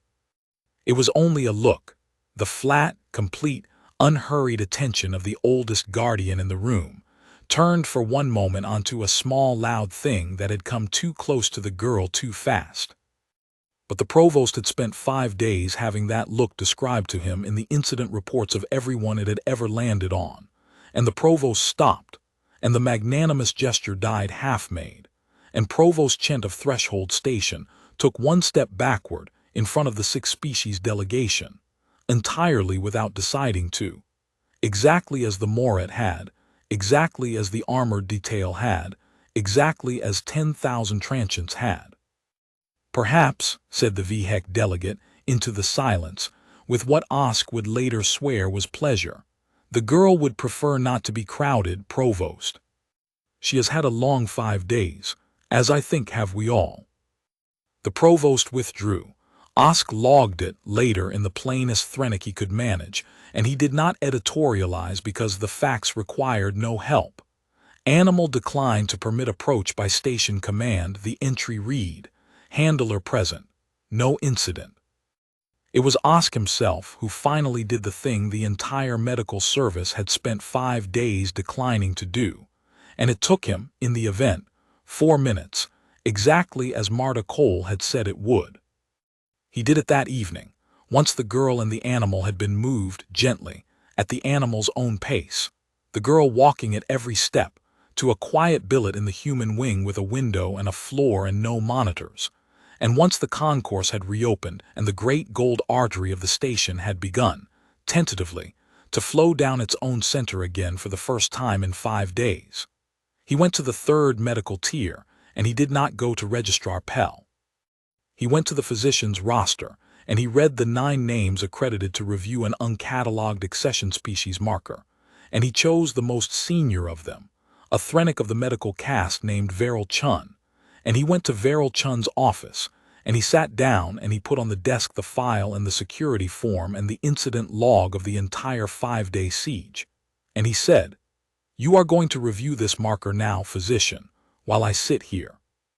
Because a resettler was held in isolation for 5 days over it, and an animal nearly spent its life keeping her seat over it, and a coalition station was brought to a standstill and put on the galactic feeds over it, and every single day of that could have been prevented by 4 minutes of your attention, which you declined to give because declining was safe.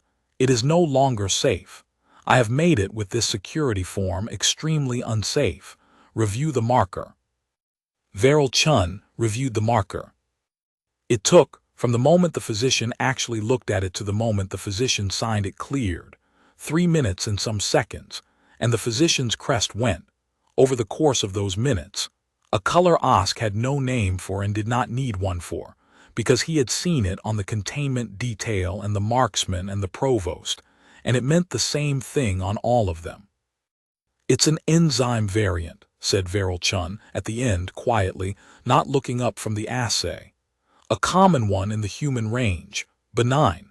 It binds a compound their bodies don't even use for anything critical. I could have, any first-tier physician could have." The physician stopped. "There was never anything here, custodian. There was never anything here at all."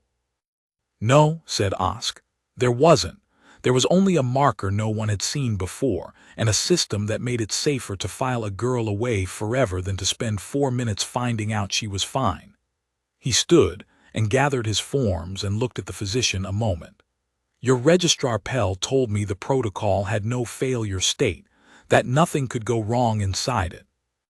I have been thinking about that for a day, physician, and I have decided Pell was exactly wrong, and in the most dangerous possible way. A protocol where the safe choice for every person in it is to do nothing does not have no failure state.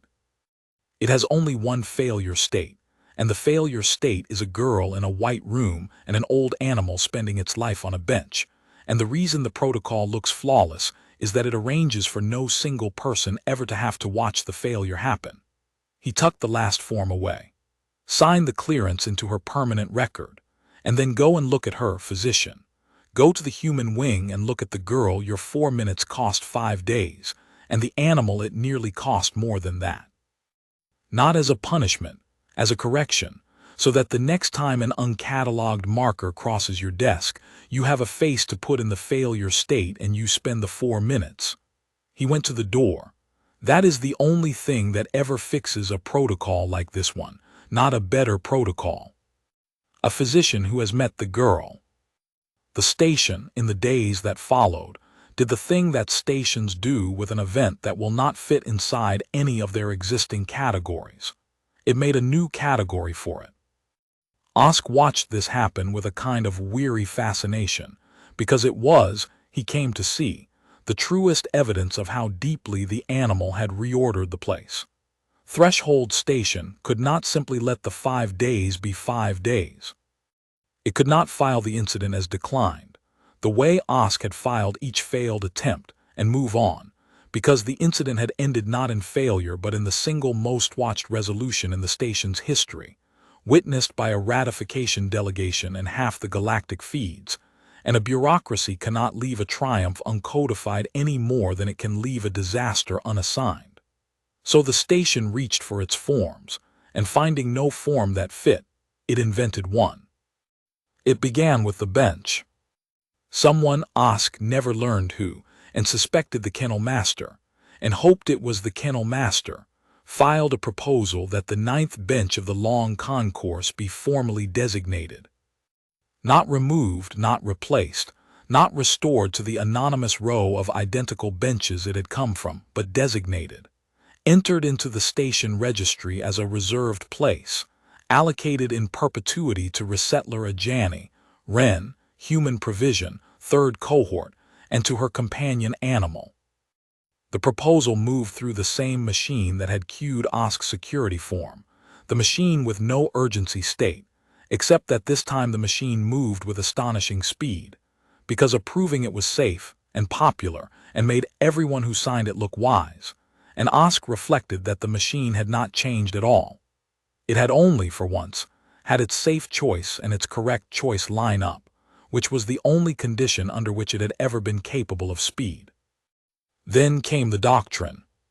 The custody service, which existed to manage crises and had just failed to manage one for 5 days, and then watched an 18-year-old girl and an old animal resolve it in the space of a walk, did what institutions do when they have been outperformed by something they don't understand. It studied the thing until it could pretend it had meant to do it all along. A working group convened. Osk was made to sit on it. Over the course of a week, the working group took the plainest facts of the siege. An animal had held a place, had refused every escalation, had spent its danger on stillness, had waited without harm for the one it served, and it translated those facts, one by one, out of the language of a dog on a bench and into the language of doctrine, until they had produced a document, and the document had a name, and the name was the keeping of the place. Guardianship Postures in Deathworld Companion Fauna, and it ran to 40 pages, and Osk read all 40 of them with his head in his hands. It was not wrong. That was the maddening thing. Every observation in it was correct.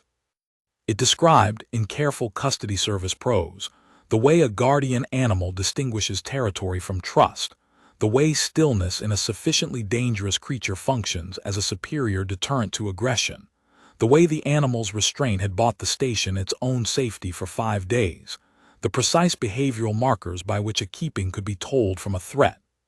It codified the water but not food, the arithmetic not attack, the choosing of its own path that the morat had shown. It even had a section. Osk had argued for this one, and lost, and then found it in the final document anyway, and did not know whether to be proud or appalled. On the human half of it, titled Handler Composure as Force Multiplier, which was 40 pages worth of custody service dignity for the observation that the girl had ended the whole thing by putting her hand on the animal's neck and telling it quietly that the watch was over. Marta Cole read the document at Osk's slightly embarrassed request and laughed for a long time, and then stopped laughing and read it again more slowly, and said it was the first thing the station had produced in 5 days that she'd want to keep. "You've written down going for a walk," she said, "like it's a battle doctrine. And the mad thing, custodian, is that you're not wrong. That is what it is. We just stopped noticing, 1,000 years ago, that we'd turned the most dangerous thing on our world into a creature that walks a girl home from her night shift. It took your lot, seeing it fresh and terrified, to write down how strange it is. I'll take a copy home. My grandmother would have laughed till she cried, and then she'd have pinned it to the barn wall because every word of it's true." Handler Prime Sazu of the Kessin came to see Osk before the delegation departed. The handler found him at the perimeter. There was no perimeter anymore, only the 9th bench, reserved and registered, empty in the morning hours when the girl was on shift, and occupied in the gold light when she came off it. And Sazu stood beside him a while in silence, watching the ordinary flow of the concourse move down its own center as though it had never rooted around a stone. "I have filed my report," Sazu said at last, "to the Kessin Guild on the failure of the demonstration." The handler's scarred face was steady. "It is not a comfortable report to file. My guild has held, for 200 years, that there is no apex fauna in the coalition that a Kessin cannot bind, and that the hierarchy of predators is a thing we understand completely. And I have had to file that both of those claims are false, and that I watched a war morat I have handled for 11 years lie down on its belly in front of an old terrestrial animal that outranked it on sight, and that neither I nor my guild had any category for what the animal was. Because we had spent 200 years studying how to break predators and none at all studying what a predator becomes when a species stops breaking it and starts trusting it instead." Sazu was quiet a moment. "The humans have had that animal, and its kind, for longer than my people have had ships. They did not make it by mastering it, custodian. That is the part my guild will not want to hear. They made it by the opposite of everything we do. And it is stronger than anything we have made and gentler, and it will lie down and die on a bench for love, and I do not have a doctrine for that, and I have spent my whole life certain that I had a doctrine for everything." The handler turned to go, then paused. "Vor will not settle since it happened. My morat, it is restless in its pens. I think it is the first time in its life it has met a thing above itself, and I think it did not know, until it lay down on your concourse, that there was an above. I find I am glad of it, though it makes my animal harder to keep. It seems a poor kind of apex that never once in its whole life had to lie down." Sazu inclined the scarred head. "Your custodian's work was well done. I will say so in the report, though it will not comfort my guild either. Good keeping to you, custodian." And Sazu went, back to the tenders, back to the guild that had believed it understood the hierarchy of dangerous things, and would now have to learn that it had understood only the half of the hierarchy that could be beaten, and had missed, entirely, the half that could only be earned. Junior Custodian Ale came to Osk near the end of it, the day the working group filed its 40 pages, and she was not a junior custodian anymore. The incident had promoted her along with everyone it touched, and she wore the new rank the way she wore everything, carefully, her throat crest a steady color now, the pale flicker of the first days gone. Osk remembered her breathing a single word at the morat, on the first day of all this, when the war beast stopped at 20 meters and began to read the thing on the bench. "It's reading it," she had said, and she had been the first being on the concourse to understand what she was seeing, before Osk, before the Kessin, before any of them. "You saw it first," Osk told her. "The morat you said it was reading, I've thought about that. Everyone else on the concourse was still trying to work out how to move the animal, and you'd already seen that the animal was the one doing the working out. You were ahead of all of us, custodian, and you were the junior. I've noted it in the record, properly, where the provost can't harvest it. Ale was quiet a moment. I didn't understand what I'd seen, custodian, she said. Not really, not till the girl came. I just saw the Morat stop and I knew, the way you know weather, that something in the room had turned upside down and the thing we'd been calling the problem was actually the thing keeping us all safe. She looked down the concourse at the 9th bench in the gold light. I keep thinking about how close we came. The launcher, the rig, all of it. If the girl's marker had taken one more day, if you'd been one more corridor away, she turned to him. How do you build a station that doesn't need one custodian to happen to be in the right corridor at the right moment? That's what I can't stop asking.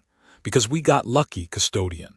We got you and the kennel master and the human woman and a delegate who wanted a show. That's a lot of luck for one girl and one dog. The next station might not have it. You don't build it, custodian, said Osk. Not out of forms. I've stopped believing you can. You do the thing I did with the physician. You make sure every person in the machine has, somewhere in them, a face to put in the failure state, a girl in a white room, an animal on a bench, so that when the safe choice and the right choice pull apart, the face is heavier than the safety. He almost smiled. That's what the animal did to this whole station in 5 days without meaning to. It gave 10,000 of us a face we can't unsee. That's worth more than the 40 pages. Though don't tell the working group I said so. The delegation ratified the human provisions. They ratified it, the record would show, unanimously, which had not been expected of any of the 6, and which the diplomatic correspondence attributed to any number of clever things the provost's office was careful to take credit for, and which Osk knew because he had been on the concourse, and had watched the VHEC delegate step back from a bench without deciding to, had been decided in full before a single formal session convened. The delegates had come to measure humanity's strength, expecting to find a fleet or a weapon or a soldier they could weigh against their own, and instead they had found a girl who mopped a corridor and an old animal that would not leave her seat, and they had understood, each at their own speed, that they had been measuring the wrong thing entirely, that the question was never how dangerous are they, because everything dangerous can be weighed and matched, and if it comes to it, met. The question the animal had answered on the bench, without meaning to, without so much as growling, was what do they do with the dangerous things once they love them? And the answer had frightened the delegation into ratification more thoroughly than any fleet could have, because a fleet you can plan against, and a people who build living doorways out of apex predators and set them, gentle and immovable, in front of the ones they love. A people like that you can only hope, very sincerely, to be counted among the loved. The feeds carried the ratification, and the story of the bench with it, and out along the galactic relays, at their own speed. 6 species and then a dozen, and then more arrived at the second half of the joke and stopped laughing. And Osk gathered, from the traffic that crossed his own slate in the weeks after, that a good many coalition stations were suddenly and urgently requesting briefings on the human companion provisions, and on the correct handling of terrestrial companion fauna, and on a 40-page custody document titled The Keeping of the Place that had, without anyone quite intending it, become the most requested procedural text in the sector. The animal recovered the way old animals recover, which is to say slowly, and then all at once, and then as though nothing had happened. Brennet's soul looked in on it daily, off the clock, still, and reported to Osk with the proprietary satisfaction of a specialist whose prize case is doing well. The vigil had cost it 5 days of holding, of refusing food, of spending its reserves down toward the line the kennel master had refused to name out loud, but the girl was back, and the seat was held by the 2 of them now, and the animal, relieved of the whole weight of the world it had been guarding alone, did the sensible thing a guardian does when the watch is finally shared. It slept. It slept, Soul reported, magnificently, catastrophically, for the better part of 3 days, sprawled across the floor of the human wing billet with its head on the girl's boots or across her lap, surfacing only to eat enormous quantities of the provender it had refused for 5 days, and to follow the girl at a heavy amble to wherever she was going and lie down again. "It's not sick, custodian," Sol said when Osk asked. "It's off duty. First time in 5 days. You've never seen a creature enjoy being off duty like that one. It earned it. Let it sleep." The station, guilty and grateful in the particular proportions of an institution that has been saved from itself, tried to reward the girl. It went about it, Osk thought, exactly as clumsily as it went about everything. The Human Provision Office received, within the week, 3 separate proposals to reassign Resettler, a Janny from night sanitation, to something the proposers plainly considered more fitting for a person who had become, without any effort of her own, the most famous Resettler in the sector: a daytime clerical posting, a liaison role, a ceremonial attachment to the very working group that had written the keeping of the place. Marta Cole brought the proposals to Wren, and Wren read them, and Wren declined all 3, and asked to keep her night rotation. Osk heard about it and did not, at first, understand it, and went to ask her, because he had learned that, when the humans did something that made no sense, he was usually the one thing short of understanding them, and the missing thing was usually worth having. He found her on the long concourse, in the dark hours, at the 3rd bell, with the mop and the scrubber and the long, shining, empty floor, and the great gray animal ambling at her heel doing its slow rounds beside her, and the concourse dark and quiet and the planet turned to its black face in the window.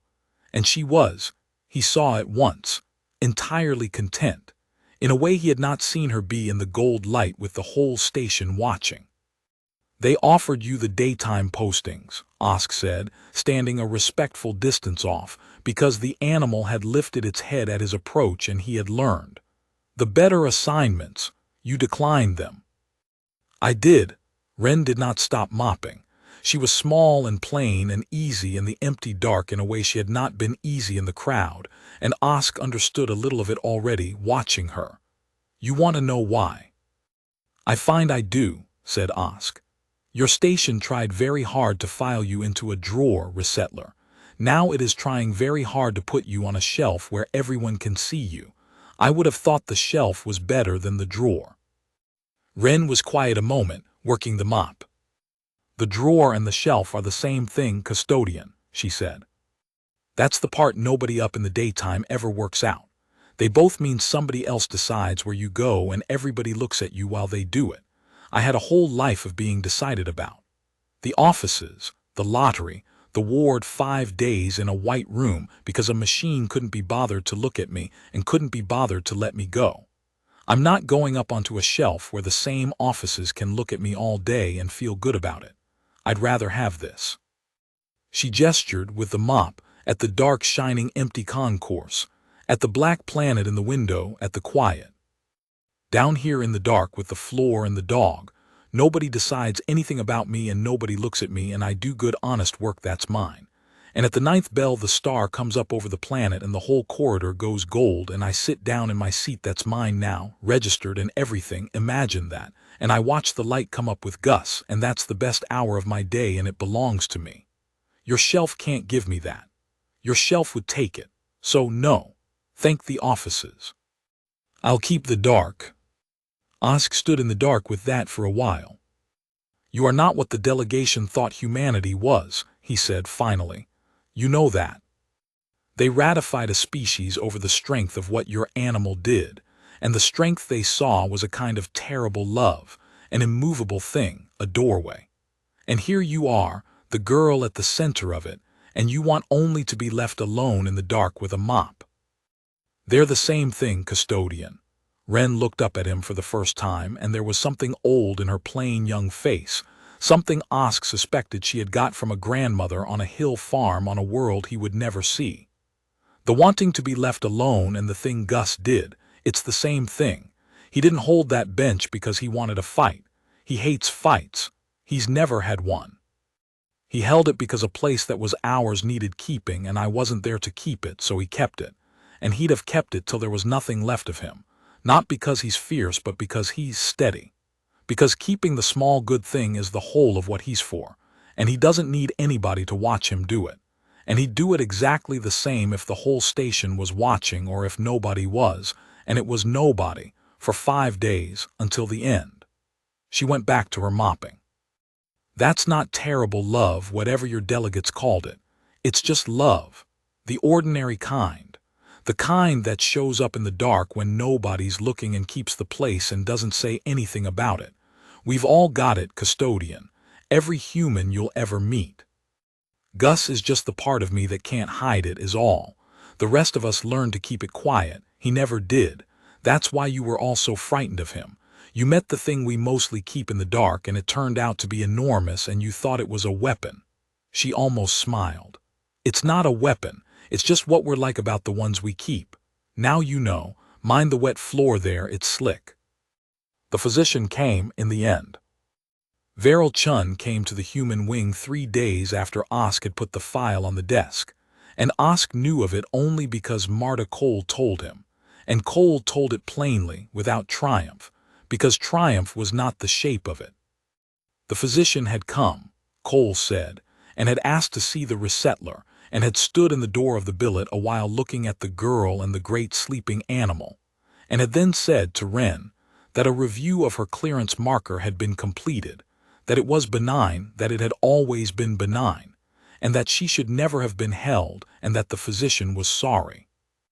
And Wren had looked at the physician for a moment, the same plain, level, deciding nothing look she gave everyone, and had said only, "You came to say it in person. Not everybody would.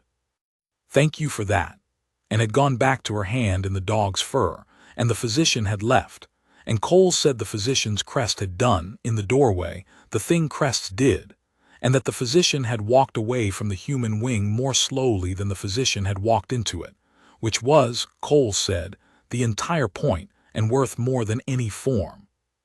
"You told the physician to come and get a face," Cole said to Osk, "for the failure state, so the next marker gets its 4 minutes. "I did." "It'll work," Cole was certain. "That's the only thing that ever fixes a machine like yours, custodian, not a better rule. A person who has to look at what the old rule cost, standing in a doorway holding a dog." She smiled, tired and fond. "You've been paying very close attention for a custodian. Most of your lot never do work out that the dog and the girl and the fix for your medical service are all the same lesson. You did. I'll say so if anyone asks me what the aliens learned. One of them, at least, learned the whole of it." Osk kept going to the concourse. He told himself it was diligence, that a custodian who had presided over the sector's most watched incident owed it his continued attention, that the working group required his observations, that there were forms. But the truth, which he admitted to himself eventually, because he had learned from the humans that a fact you will not name goes on running your life from the dark, was simpler and less dignified than diligence. He went because he wanted to be near the animal. He had spent 5 days more frightened of it than he had ever been of anything, and he had come, over those 5 days and the quiet weeks after, to understand that the fear had been the beginning of something and not the whole of it. The way the fear of a high place is the beginning of understanding how far you can see from it, and he wanted to stand at the edge of the thing the animal was and look out.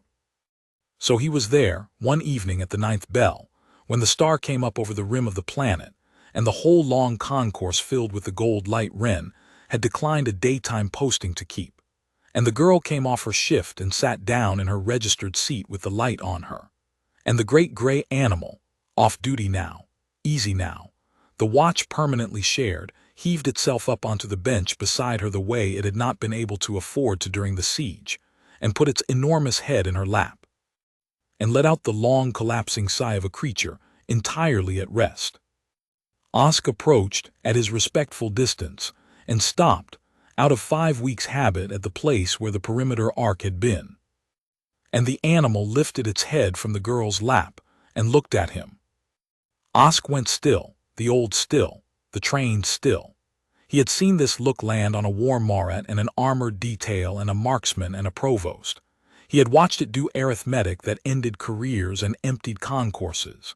He stood at the ghost of the perimeter in the gold light and waited to be counted and placed, the way he had been counted and placed on the first day, a minor and recurring obstruction to be assessed and dismissed. The animal looked at him, and then the great gray tail hanging off the edge of the bench moved, once, twice, a slow, heavy sweep through the gold light. And the animal lowered its head back into the girl's lap and closed its eyes, and did not watch him anymore, because Osk understood it the way he had understood everything about the animal, all at once and later than he should have.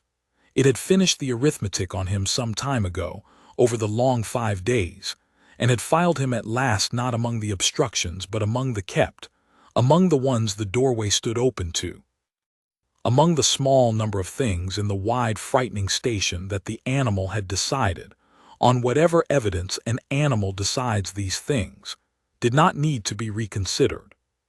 "He likes you," said Wren, not looking up, her hand moving in the soot-dark fur. "Took him a while, he's careful about it, but that's a tale, custodian. From Gus at your age and his, that's about the highest thing there is." Osk found that he could not immediately speak, which was unprofessional and which he did not, this time, mind at all.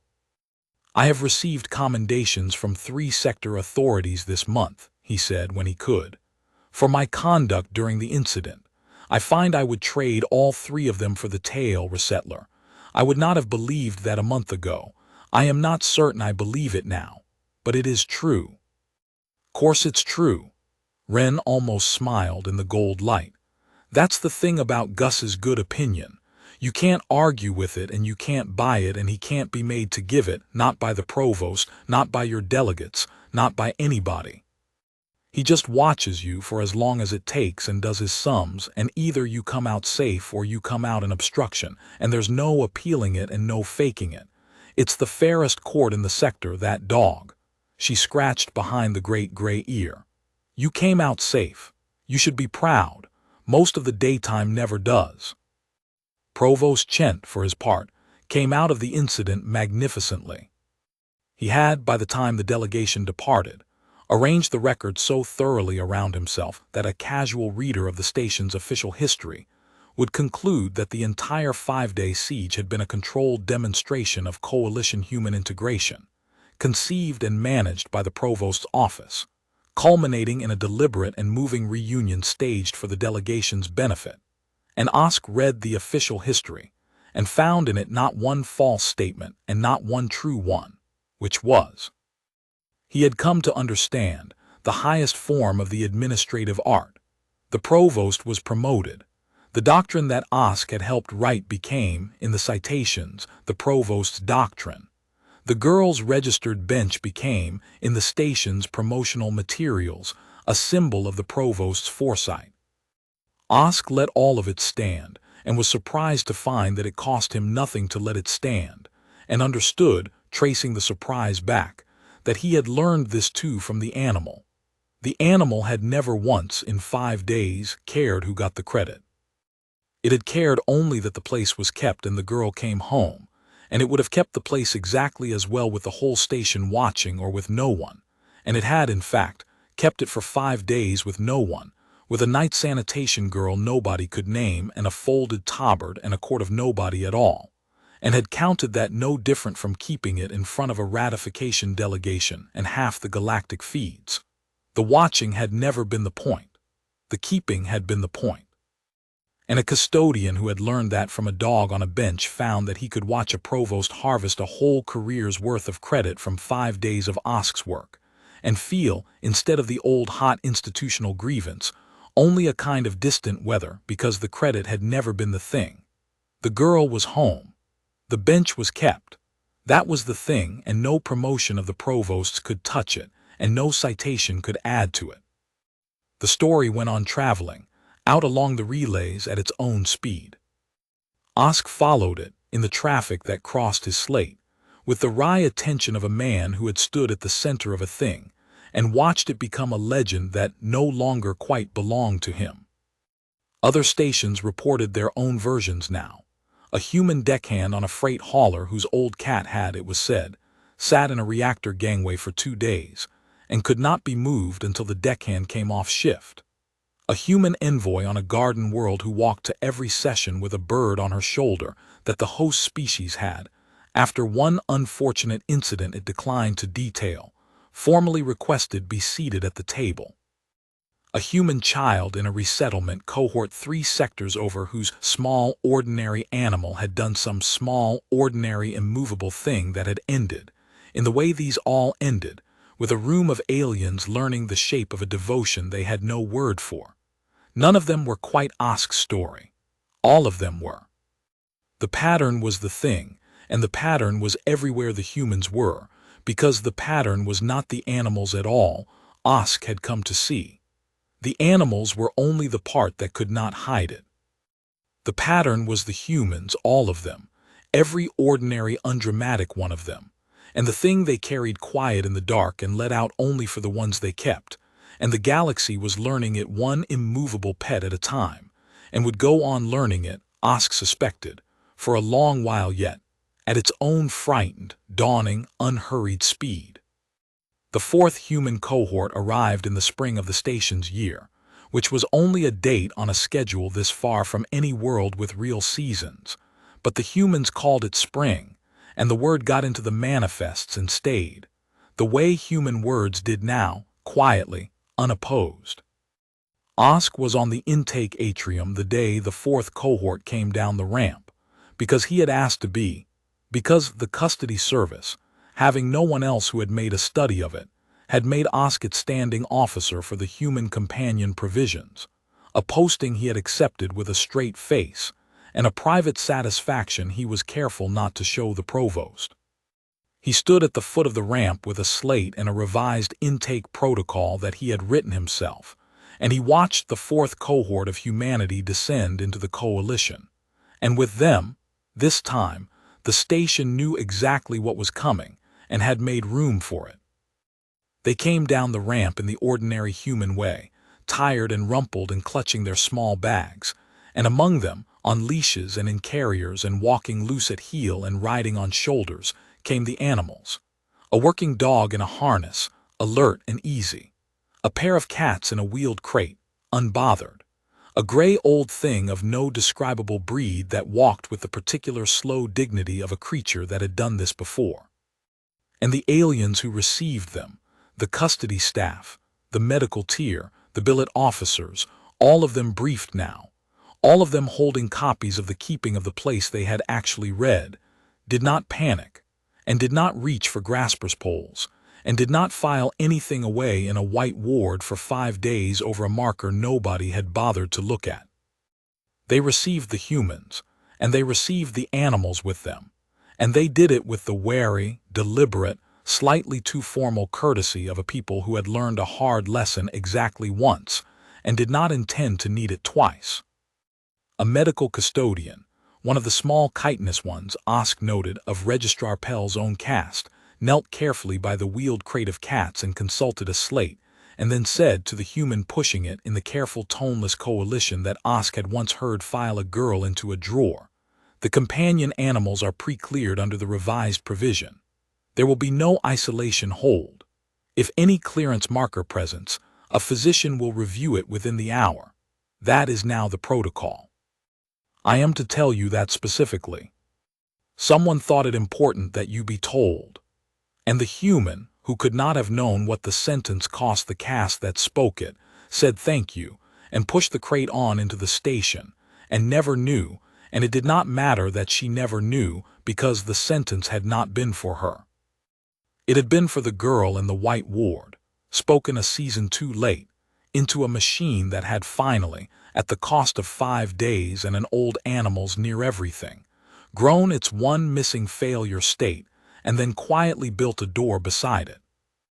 Osk logged the 4th cohort's intake as unremarkable, which was the highest praise the form allowed, and which was, he thought, exactly right. He still went to the 9th bench in the gold hour. It had become the settled shape of his own day, the way the bench in the morning light had been the settled shape of the girls, and he did not examine the habit too closely, because he had learned by now that the good habits, like the good animals, do their work best when you simply let them keep it and do not stand over them asking why. The concourse had changed around the bench. That was the thing Osk noticed most, watching it now with the long view of the seasons. In the first days after the siege, the transients had still rooted around the ninth bench out of the old fear, the worn bright channel in the deck grime, a scar the station wore for weeks. But the fear had gone out of the routing slowly, and then the routing itself had changed its meaning, until now the crowds that came down the long concourse still left a space around the ninth bench, still flowed wide around it in the gold hour. But they left the space the way you leave a space around a thing you have decided to honor rather than a thing you are afraid of.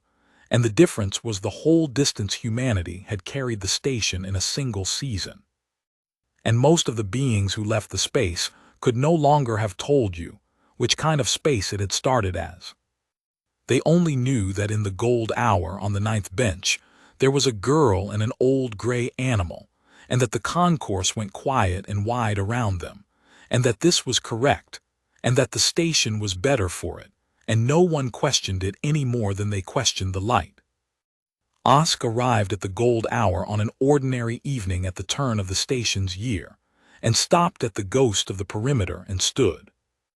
The star was coming up over the rim of the planet. The whole long concourse was filling with the gold light, the light the girl had refused a career to keep, running the length of the great corridor and pooling on the deck and gilding the ordinary transient crowd that moved wide and quiet down its center.